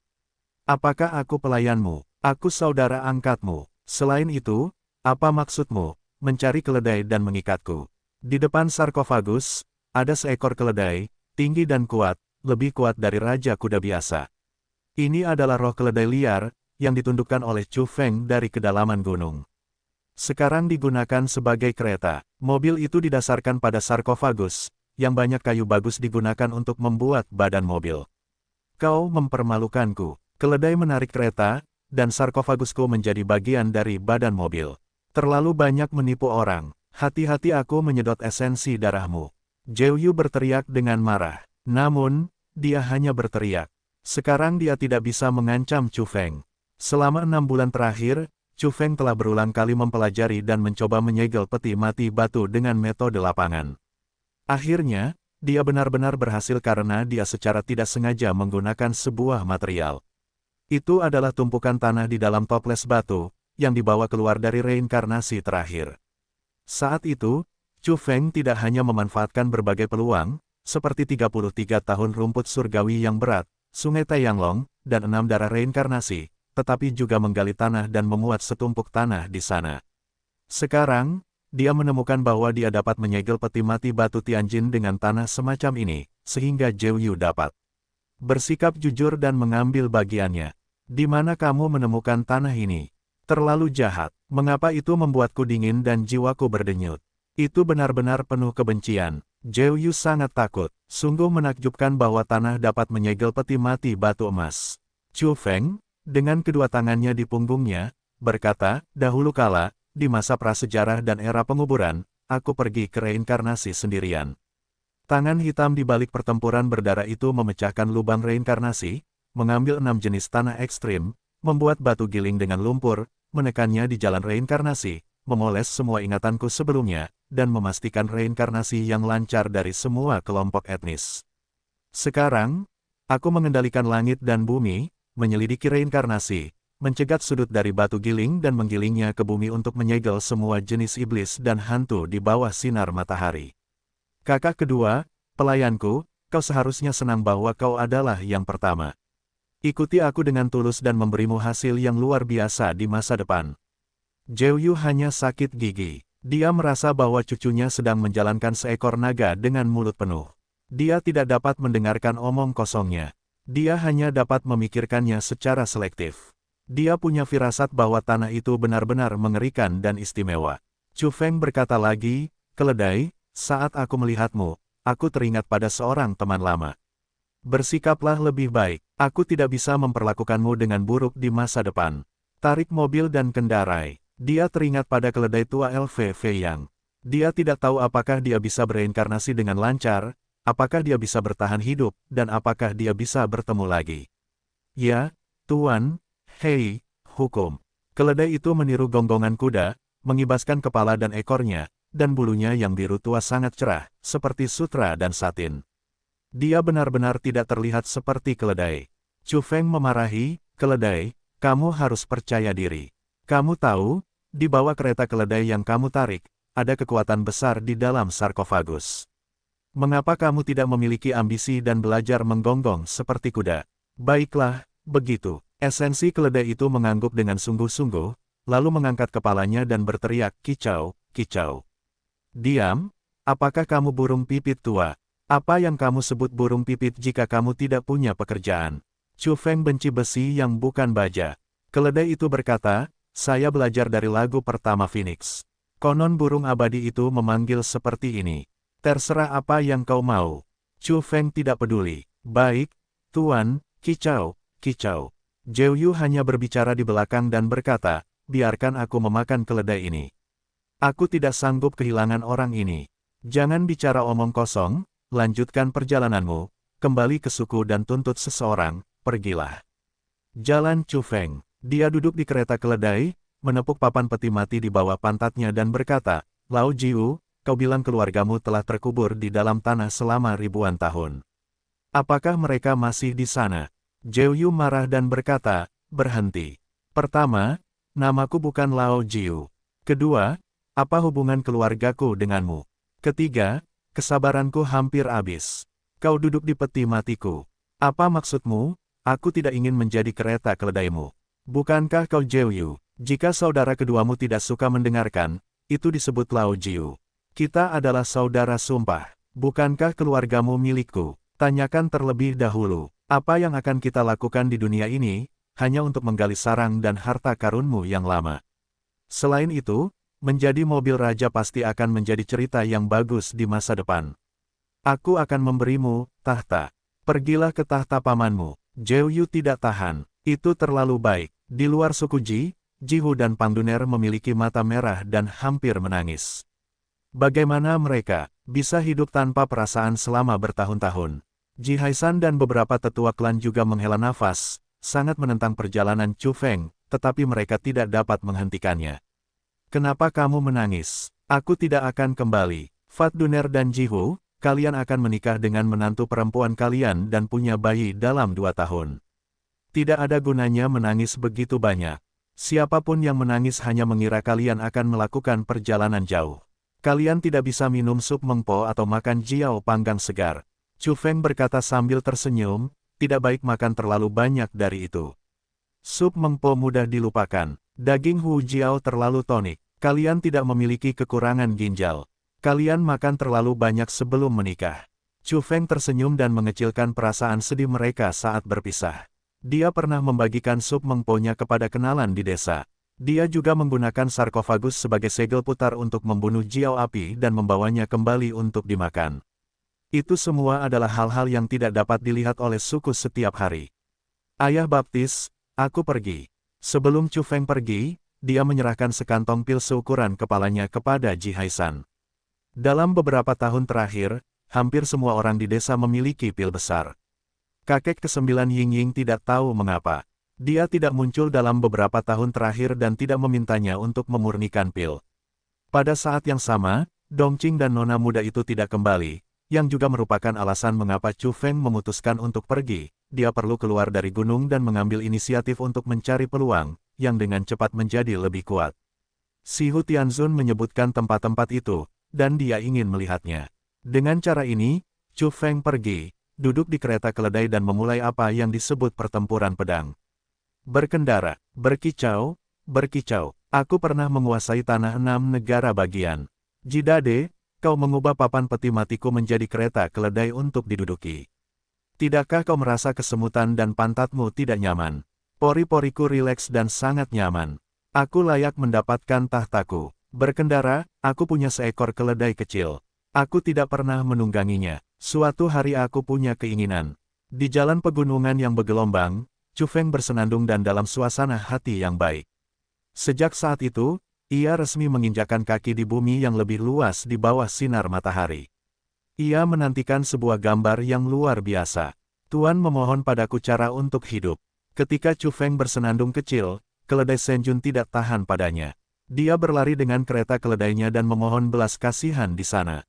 Lagu itu menyebutkan keledai kecil. Apakah kamu malu? Chu Feng tersenyum. Tidak, tolong jangan racuni telingaku lagi. Keledai itu bergumam. Kamu keledai masih tidak menyukaiku dengan suara magnetis. Kamu sama sekali tidak mengalami keadaan pikiran yang indah dan damai dari mobil merah itu. Terlebih lagi, kamu tidak memiliki beberapa sentimen mulia yang berharga. Kamu keledai yang vulgar. Mendengar omong kosong Chu Feng yang tidak tahu malu di sana, Zhou Yu tidak tahan padanya dan berkata, Jidade, tolong jangan bernyanyi lagi. Aku malu pergi bersamamu. Jika aku tidak sengaja bertemu teman lamaku, di mana kamu meletakkan wajah lamaku? Sepanjang jalan, Chu Feng juga menggunakan medan transmisi untuk menyeberang beberapa kali, tetapi dia juga mengemudi seperti ini untuk waktu yang lama. Dia ingin merasakan adat istiadat setempat. Setengah bulan kemudian, dia belum meninggalkan Yuzhou, yang merupakan hasil dari terus-menerus melintasi kehampaan. Biasanya, jika Anda tidak menginjakkan kaki di bidang transmisi, para evolusionis biasa tidak dapat meninggalkan suatu negara bahkan jika mereka mengemudi seumur hidup, yang menunjukkan luasnya matahari. Saya meninggalkan perbatasan. Saya belum pernah mengalaminya dengan saksama sebelumnya. Saya merasakan beberapa budaya suku di jalan. Chu Feng menghela nafas. Tiba-tiba, dia melihat asap serigala dan gas pembunuh di depannya.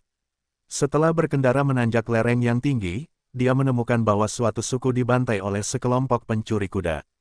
Pemandangan itu kejam dan berdarah. Sungguh binatang buas, bahkan anak-anak. Ini bukan dia. Selain itu, ketika dia datang ke wilayah Taiwu di Qingzhou, dia juga ingin mencari kesempatan untuk mengamati ortodoksi musuh besarnya dan memahaminya. Akan lebih baik jika dia memiliki kesempatan khusus untuk memulai dan membuat Taiwu sakit hati. Dia tidak akan pernah berhati lembut. Yang disebut tanah suci itu kini hanya tanah mati, burung-burung hilang, semut-semut dan serangga hilang, tanaman-tanaman dan pepohonan sulit ditemukan, dan sebagian dari seluruh tempat itu mati begitu saja. Dahulu, beberapa orang datang untuk berkabung, bernostalgia dan mencari kesempatan, tetapi setelah sekian lama, semua orang dan kuda tidak mendapatkan apa-apa, jadi mereka acuh tak acuh, dan tidak ada seorang pun yang datang lagi. Menyedihkan. Menyedihkan, menyedihkan. Chu Feng menghela napas, duduk di atas batu yang lapuk dan memandangi tanah kuno ini. Dapat dilihat bahwa daerah ini pernah memadatkan Tianhua dan harta bumi, menyerap ki leluhur dari urat-urat bumi dan menyengat naga dan Qi Feng. Setiap inci tanah pernah mengalirkan pecahan-pecahan avenue, dan esensinya menguap selama bertahun-tahun. Itu sebenarnya adalah surga dari rumah abadi. Namun, itu sangat hancur dan dibasmi secara artifisial sehingga darah yang terbunuh di sini mengalir ke sungai, tulang-tulangnya seperti gunung, tidak ada vitalitas dalam sejuta mil, dan semua makhluk mati. Sungguh sulit untuk membayangkan betapa kuatnya musuh utama tanah suci Dayang.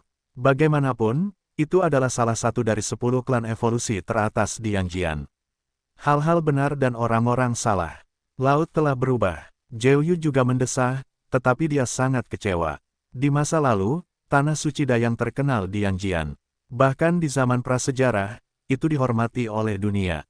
Pada saat itu tidak disebut tanah suci Dayang, tetapi disebut Menggudao. Bagaimana mereka bisa dihancurkan? Mereka berkembang pesat. Jika mereka ingin memenangkan 10 besar, mereka akan dihancurkan alih-alih mempelajari metode pernapasan ekstrim. Tidak mungkin, tidak sejalan dengan gaya agama ini. Itu adalah koleksi rahasia menyeduh cairan naga asli, yang membuat orang iri dan didambakan. Alasan ini juga tidak masuk akal. Petik 2. Zhou Yu hanya menggelengkan kepalanya dan mengalami era itu secara pribadi. Dia tahu sesuatu tentang sekte evolusi yang kuat ini dan tidak mengenali beberapa pernyataan yang tersebar di generasi mendatang. Chu Feng sangat pendiam. Melihat tanah kosong, dia bahkan tidak meninggalkan apa yang disebut dinding dan puing yang rusak. Semuanya kosong. Saat itu, jalan Menggu terlalu kuat dan menghadap matahari. Setelah keruntuhan yang tidak disengaja, semua pihak berbondong-bondong mencari kitab suci dan seni kuno agama tersebut. Bahkan sebuah ubin dirampok. Orang-orang memiliki harapan bahwa jika beberapa puing seperti cincin, itu bisa menjadi naksumi. Yang lain menduga bahwa kitab suci keluarga tersebut dicap di artefak gunung dan batu. Oleh karena itu, belum lagi bangunan-bangunan megah, bangunan-bangunan giok, aula-aula tembaga dan paviliun-paviliun emas, yang dipindahkan, bahkan satu demi satu gunung yang megah dicabut, dan sekarang terletak di kelompok-kelompok etnis yang kuat. Chu Feng duduk di sini dan melihat ke gurun. Tidak ada jalan keluar. Pada saat yang sama, dia pasti memikirkan orang-orang di dunia bawah. Ada juga tanah suci, impian besar, yang telah hancur total, tidak menyisakan ayam dan anjing. Kecuali beberapa orang yang melarikan diri ke asteroid, semua murid terbunuh dan terluka. Bahkan Qin Loyin tewas dalam pertempuran itu, dibunuh oleh orang-orang, terkikis oleh zat emas, dan akhirnya meninggal, hanya menyisakan kesedihan dan penyesalan. Chu Feng terdiam dan tertegun. Melihat gurun dan memikirkan orang-orang dan hal-hal di dunia bawah, dia seperti patung tanah liat dan ukiran kayu untuk waktu yang lama. Qin Loyin meninggal, dan anak kirinya, Taois kecil, juga bereinkarnasi menjadi matahari. Pada tahun-tahun itu, dia tergila-gila dengan ini, pergi ke negara asing untuk berlatih seperti iblis, dan memasukkan materi abu-abu ke dalam tubuh. Pada akhirnya, Chu Feng berhasil membunuh beberapa musuh, dan memaksa reinkarnasinya untuk datang ke Yangjian untuk membalaskan dendam orang tuanya, Qin Loyin, banteng hitam besar, dan lainnya. Senyuman main-main yang biasa menutupi beban hatinya. Darah dan air mata sahabat lamanya masih ada di depannya. Tampaknya masih belum kering. Sulit baginya untuk melupakannya. Balas dendam pada Taiwu dan Hunyei adalah salah satu tujuan utamanya di Yangjian. Pada saat yang sama, ia juga berharap untuk melihat orang-orang tua yang sudah meninggal itu lagi suatu hari nanti.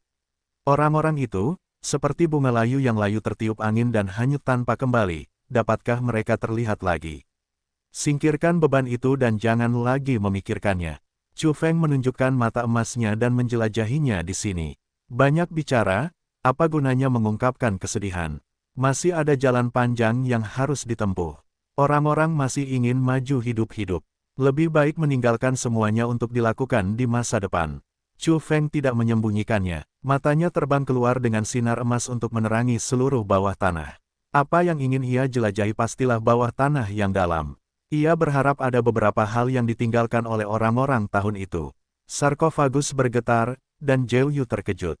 Jika tidak terasa salah, itu adalah mata emas. Kemampuan ini tidak berarti Anda dapat membukanya saat Anda kuat, tetapi Anda memerlukan kesempatan khusus untuk melatihnya.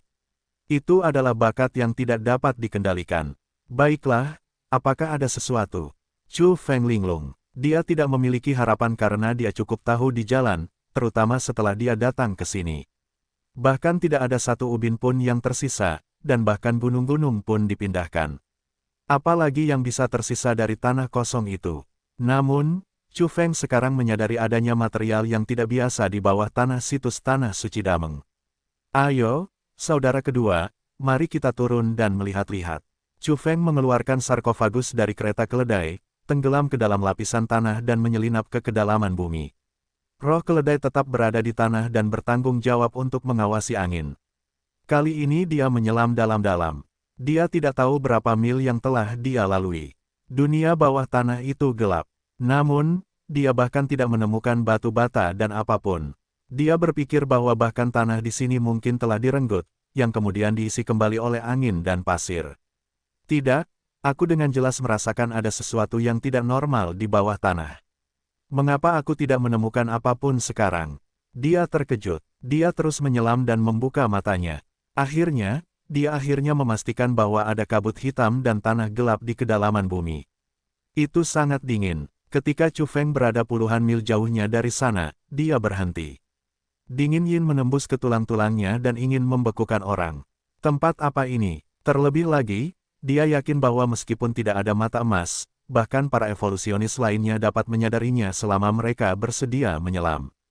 Cukup dalam, apalagi mereka yang sangat kuat, bagaimana mereka bisa melewatkan tempat ini? Jika tempat ini telah diciptakan, tempat ini tidak akan diserahkan kepada orang yang datang terlambat seperti dia. Rumah neraka. Zhou Yu hanya memberikan jawaban. Tempat ini dibangkitkan di rumah yin lainnya dan berjuang keras. Tempat ini paling mengenal tempat yang mengerikan ini. Pergi dan jelajahi. Chu Feng mendesaknya. Bunuh aku. Zhou Yu hanya menolak. Apakah kamu bercanda? Tidak ada seorang pun di neraka yang dapat menerobos. Bahkan dia, makhluk yang terbangun dari dalam, merasa takut. Dapat dilihat betapa berbahayanya tempat ini. Jika kamu tidak bisa mati, kamu akan pergi, bukan? Chu Feng bertanya padanya, apa maksudmu? Chu Feng berkata, maksudku, kau awalnya datang dari rumah neraka. Bantu aku mencari tahu apa hubungan tempat ini dengan tanah suci impian. Apakah tanah suci impian yang hancur akan berhubungan dengan rumah neraka di bawah? Selain itu, mungkin ada keberuntungan di bawah. Kau bisa menemukannya. Saudara kita membuat tiket besar. Kalau tidak, jika kau menolak, aku akan menggunakan medan transmisi untuk mengirimmu langsung. Zhou Yu hanya terlihat sembelit. Dia memiliki banyak kebencian di sarkofagus, dan kemudian menggertakkan giginya. Dia sangat terancam oleh bayi dan mengatakan dia ingin menjadi tiket besar. Itu benar-benar tidak nyaman. Namun, sejak menjadi mobil jenazah, orang-orang tidak punya pilihan di bawah atap. Aku akan membantumu. Chu Feng melemparkan sarkofagus ke kedalaman tanah.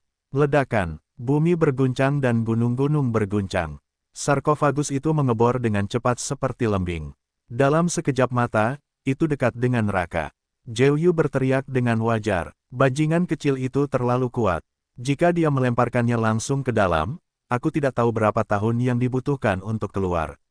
Tidak ada yang tahu lebih baik daripada dia betapa mengerikannya neraka itu. Sarkofagus itu mengangkat kabut darah merah besar, melambat dengan cepat, dan akhirnya berhenti di luar kabut hitam. Di dekatnya, hantu-hantu ganas melolong, ganas dan mengerikan. Ini adalah rumah neraka. Tidak ada bedanya dengan yang ada di bawah labu gurun Tiankeng. Mereka semua mati. Zhou Yu berteriak setelah menjelajah. Faktanya, Chu Feng telah bersembunyi di dalam pot batu, khawatir tentang apa yang terjadi, dan menunggu beberapa saat untuk keluar dan turun jauh. Lao Jiu, kamu tidak masuk. Apa pendapatmu? Ada rumah neraka di bawah tanah murni lamunan. Itu benar-benar tidak normal. Lihatlah itu. Zhou Yu sangat khawatir sehingga dia berkata, aku akan pergi ke pamanmu, bocah berhati hitam. Kamu tidak sakit punggung saat berdiri dan berbicara. Tempat apa ini? Bisakah kamu masuk dengan bebas? Aku tidak membiarkanmu masuk terlalu dalam. Aku hanya menemukan pintu masuk untuk melihat apakah ada pesan dari orang bijak. Bagaimana jika itu adalah kesempatan? Kesempatan adalah percabangan. Siapa yang ingin mendekati tempat ini kecuali orang mati tidak dapat mati lagi dan ingin hidup kembali. Zhou Yu hanya berteriak dan mendengarkan lolongan hantu yang ganas dan raungan iblis. Itu benar-benar sedikit berbulu. Itu tidak akan pernah ingin kembali setelah tinggal di tempat ini untuk sementara waktu. Akhirnya, ia bergerak, melihat ke dalam kabut hitam, menemukan jalan yang benar, terhubung ke 9 tanah terpencil yang luas, yang tidak bernyawa, dan tanahnya berdarah dan menakutkan. Yang terpenting, area di luar rumah Yin juga sangat terbuka. Itu adalah gua yang dapat menampung banyak orang.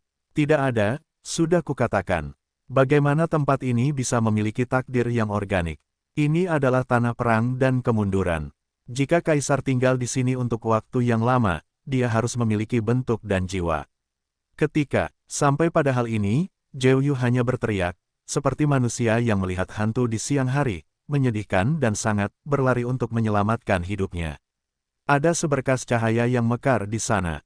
Itu terlalu indah dan sangat sakral. Itu seperti pembukaan kerajaan peri dan kemunculan Tuhan, menerangi ruang luar seluruh rumah neraka. Siapa yang tahu mimpi besar?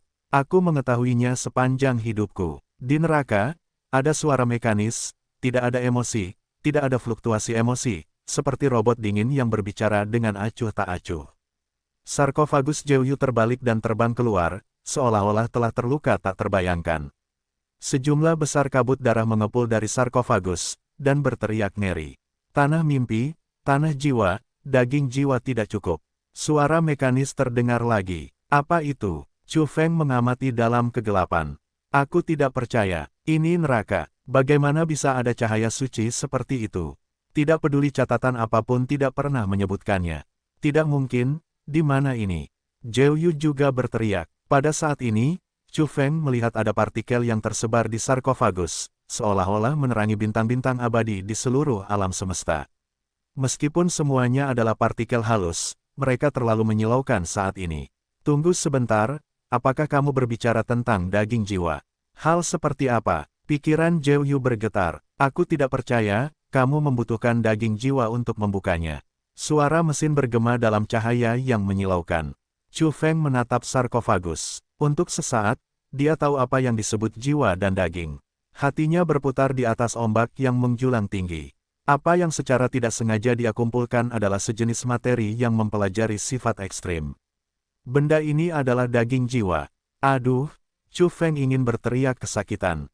Jika dia tahu ini, dia seharusnya menggali sampai muntah. Namun, sepertinya tidak ada tempat untuk menggali lebih dalam saat itu. Bagaimana mungkin, nak? Siapa kamu? Mengapa ada jiwa dan daging di tubuhmu? Kamu tidak dapat menyentuhnya pada levelmu. Bahkan kakak tertuaku tidak mendapatkannya di tahun-tahun itu. Tidak jauh dari sana, Zhou Yu di sarkofagus, yang terkena sinar cahaya terang, hanya meraung. Itu bergetar. Aku benar-benar tidak bisa mempercayainya. Orang macam apa saudara sumpahnya? Pernah menguasai 1/10 wilayah Yangjian, yang merupakan tujuan besar yang mengguncang masa lalu dan masa kini. Dari zaman prasejarah hingga hari ini, hanya sedikit orang yang melakukannya. Bahkan karakter yang disebutkan jiwa dan daging itu memiliki penyesalan dan tidak pernah memilikinya. Bagaimana mungkin seorang anak jahat memilikinya sekarang? Dan pernah disia-siakan dengan memalukan. Kabut hitam menguap, dan ada tempat yang terang di pintu masuk rumah besar Yin. Ini tidak sesuai dengan akal sehat. Bagaimana kematian Jeoyu bisa tampak cemerlang dan berenergi ilahi? Semua buku sejarah tidak mencatat situasi ini. Di kedalaman dunia bawah, di atas tanah yang berdarah, ada celah emas di udara virtual, yang tampaknya terbuka. Itu sangat aneh. Semua cahaya suci bermekaran dari dalam. Partikel-partikel pada sarkofagus itu kristal, penuh dan cemerlang. Pada saat ini, mereka semua berputar dan terbang menuju celah emas di rumah besar Yin. Celah emas itu menyerap jiwa dan daging. Terlalu sedikit untuk dibuka. Suara dingin dan mekanis itu datang dari neraka. Aku punya. Chu Feng meraih toples batu dan bergegas mendekat. Dalam jarak aman tertentu, dia mengambil peti mati batu Jeoyu sebagai perisai. Faktanya, begitu dia mendekat, tubuhnya bersinar, dan cahaya yang menyilaukan keluar. Itu terlalu suci untuk memurnikan dunia bawah tanah yang mati. Dalam suara mengi, sarkofagus mengepulkan kabut darah yang besar. Jeoyu berteriak dan langsung lari. Sebenarnya, Chu Feng yang lari lebih dulu. Baju zirah sisik naga yang dilelehkan dengan tanah reinkarnasi di tubuhnya hampir hancur, berubah menjadi partikel kristal dan terbang ke celah kehampaan emas di alam kematian. Baru setelah dia mundur ke jarak yang aman, dia menstabilkan tubuhnya dan berteriak lagi, "Tunggu sebentar, jiwa dan dagingnya akan datang." Yang disebut daging jiwa itu sebenarnya adalah tanah khusus yang digali oleh Chu Feng di akhir reinkarnasi. Saat itu, dia menangkap akar rumput surgawi seberat 33 dan melewatkan terlalu banyak zat alami. Dia marah, tetapi dia menggali 3 kaki dan melemparkannya ke sana, tetapi pada akhirnya, dia tidak memburu ciptaan itu, jadi dia harus mengemas setumpuk tanah di jalan dan hidup kembali. Siapa yang mengira bahwa sifat khusus ini dapat menahan Jeoyu dan menyegel sarkofagus? Akhirnya, ia mencairkannya dan menggabungkannya dengan baju besi sisik naga untuk menjadi mantel harta karun pelindung tubuh. Dan sekarang telah mengungkapkan asal-usulnya yang sebenarnya adalah apa yang disebut daging jiwa. Meskipun ia tidak tahu apa kegunaannya dan apa dasarnya, Chu Feng tetap tahu bahwa asal-usul benda ini sebagian besar menakutkan dan memiliki nilai mengejutkan yang tak terhitung. Bahkan kakak laki-laki Jeoyu, yang mengejutkan masa lalu dan masa kini, menyesal bahwa ia tidak memilikinya di tangannya. Apakah itu bisa menjadi benda fana? Chu Feng mengambil segenggam tanah khusus dan tidak melihat sesuatu yang aneh. Meskipun ia pernah berbicara omong kosong dengan Jeoyu, mengatakan bahwa ia akan menghancurkan gua reinkarnasi, mengambil 6 jenis tanah ekstrim, dan membuat batu giling dengan lumpur, menekannya di jalan reinkarnasi, menggiling ingatannya sebelumnya, dan memastikan reinkarnasi yang lancar dari semua kelompok etnis. Dan ia berkata, tanah di tangannya diperoleh dengan memotong sudut batu giling dan menggilingnya menjadi bubuk. Tetapi dia pun tidak mempercayainya. Itu semua hanya bualan. Tetapi sekarang, bagaimana menurutmu benda ini mungkin tidak sedikit lebih lemah daripada bahan-bahan yang dia tiup? Sungguh menakjubkan. Dengan kuas, dia menyebarkan segenggam tanah di tangannya dan terbang menuju kematian. Di udara, partikel-partikel tanah bersinar seperti relik kecil, terang, dan semua partikel itu penuh dan suci. Kemudian, celah emas di udara tengah rumah Yin terbuka dengan cepat, menelan apa yang disebut jiwa dan daging, terbuka terus-menerus, dan akhirnya membentuk portal untuk mengungkapkan pemandangan di dalamnya. Untuk sesaat, Chu Feng terkejut dan tidak berani bergerak. Tidak jauh dari sana, suara menelan ludah datang dari sarkofagus. Di zaman prasejarah, jalan kuno impian begitu cemerlang. Siapa yang tidak akan membeli muka? Menakuti matahari. Warisan nyata dari denyut nadi ini sekarang terbuka. Itu adalah ruang yang damai, di mana cahaya keemasan mengalir melalui portal. Itu sangat sakral. Itu semua adalah pecahan jalan, seperti aliran juan yang mengalir keluar dari dunia kecil. Di dunia kecil, ada sebuah meja batu dengan 1 volume kitab suci kuno di atasnya. Itu pasti kitab suci tertinggi dari jalan kuno mimpi prasejarah. Perahu debu kuno, Jidade, pergi dan dapatkan kitab suci. Jeoyu menelan ludah dan menyemangati Chu Feng dengan cara ini. Chu Feng berkata, "Kakak kedua, apakah aku tipe orang yang menelan keberuntungan sendirian? Aku kaya dan mulia bersamamu. Pergi dan dapatkan itu. Zhou Yu sangat rendah hati dan berkata, bagaimana aku bisa meraih kekuasaan? Kakak tertua, kitab suci ini milikmu. Aku tidak bisa melakukan apapun tanpa kualitas. Ajari aku beberapa ayat suci pada saat itu. Chu Feng mengutuk cucunya yang sangat licin sehingga dia menahan godaan dan tidak mau mengambil risiko. Dia sangat takut mati. Jika dia mendapatkan kitab suci, dia tidak akan menunjukkannya sepatah kata pun. Sekarang, dia akhirnya mengerti mengapa semua keluarga evolusi utama tidak mendapatkan metode pernapasan tertinggi dari jalur mimpi kuno, yang dulunya merupakan salah satu dari 10 teratas dalam sejarah dan dikenal sebagai kutub penelitian. Terutama, tidak ada yang menemukan surga dan bumi lain di rumah Yin. Nilai kitab suci begitu besar sehingga Anda hanya dapat mendengar suara barang yang menelan ludah di sarkofagus. Ini adalah metode pernapasan kuno dan modern. Yang terpenting adalah membaca kitab suci di atas meja batu harus sangat lengkap. Jika Anda mendapatkannya, itu dapat langsung membuka jalan bagi masa depan. Hingga saat ini, Chu Feng telah mengumpulkan beberapa metode pernapasan, tetapi semuanya tidak lengkap. Bahkan mencuri dan menuntun semuanya aneh dan tidak dapat menjelaskan rahasia terakhir. Metode pernapasan penelitian lengkap diajukan di hadapannya untuk pertama kalinya. Belum lagi evolusionis tingkat Tianzun, bahkan jika Daneng mengetahui situasi di sini, dia akan membunuh mereka pada saat pertama, berdarah-darah dengan putus asa dan menangkap mereka dengan cara apapun. Ini adalah hukum kuno yang mulia yang telah terbukti. Itu telah hilang untuk waktu yang cukup lama. Begitu ia lahir, pasti akan berujung pada pertempuran berdarah. Sayang sekali pembunuh itu tidak mengambil kitab suci ini saat menggali 30.000 kaki. Kitab suci ini masih ada di sini setelah bertahun-tahun. Setelah Zhou Yu selesai berbicara, ia terdiam beberapa saat. Baik ia maupun Chu Feng tidak dapat memastikan bahwa banyak orang telah berada di sini sejak zaman kuno. Mereka pasti telah menemukan tanah neraka yang mati ini. Namun, sama sekali tidak ada seorang pun yang mengintip ke dunia kecil di kehampaan ini. Tanpa karakteristik khusus reinkarnasi, bumi pamungkas tidak dapat dibuka sama sekali. Coba aku lihat, Zhou Yu hanya bergumam, dan sarkofagus itu mengeluarkan kabut darah besar, yang memenuhi mayat hidup. Ia menyelidiki, dan segera yakin bahwa pernah ada patung surgawi di rumah Yin, dan juga ada kekuatan besar di sini untuk menemukan beberapa artefak di tanah mati yang berdarah. Bahkan, orang-orang di level itu hampir mati di sini, dan tidak ada yang bisa tinggal di tempat yang mati seperti itu untuk waktu yang lama. Sayangnya, para raksasa dari berbagai keluarga dan bahkan para pendiri agama pertama semuanya datang ke sini, termasuk jimat pelindung jiwa yang tidak lengkap dari keluarga Sakaya dan lilin dupa dari keluarga Hang. Zhou Yu hanya menjelajahi dan menemukan beberapa residu. Waktu yang tak terhitung telah berlalu, dan saya tidak tahu berapa banyak evolusionis top telah datang ke sini, tetapi mereka semua gagal. Semua orang yang telah datang ke sini hanyalah orang yang lewat selama bertahun-tahun, dan mereka semua kembali tanpa hasil. Tiba-tiba, tawa yang menyenangkan terdengar, sangat murni, dan orang-orang melupakan kekhawatiran mereka saat mendengarkan. Apa yang terjadi? Chu Feng terkejut. Apakah ada orang lain di celah kekosongan emas?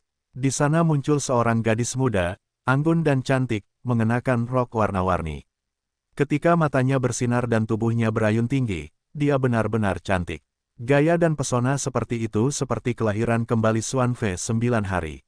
Chu Feng membatu, matanya sedikit masam dan sakit, dan seluruh tubuhnya kaku di tempatnya.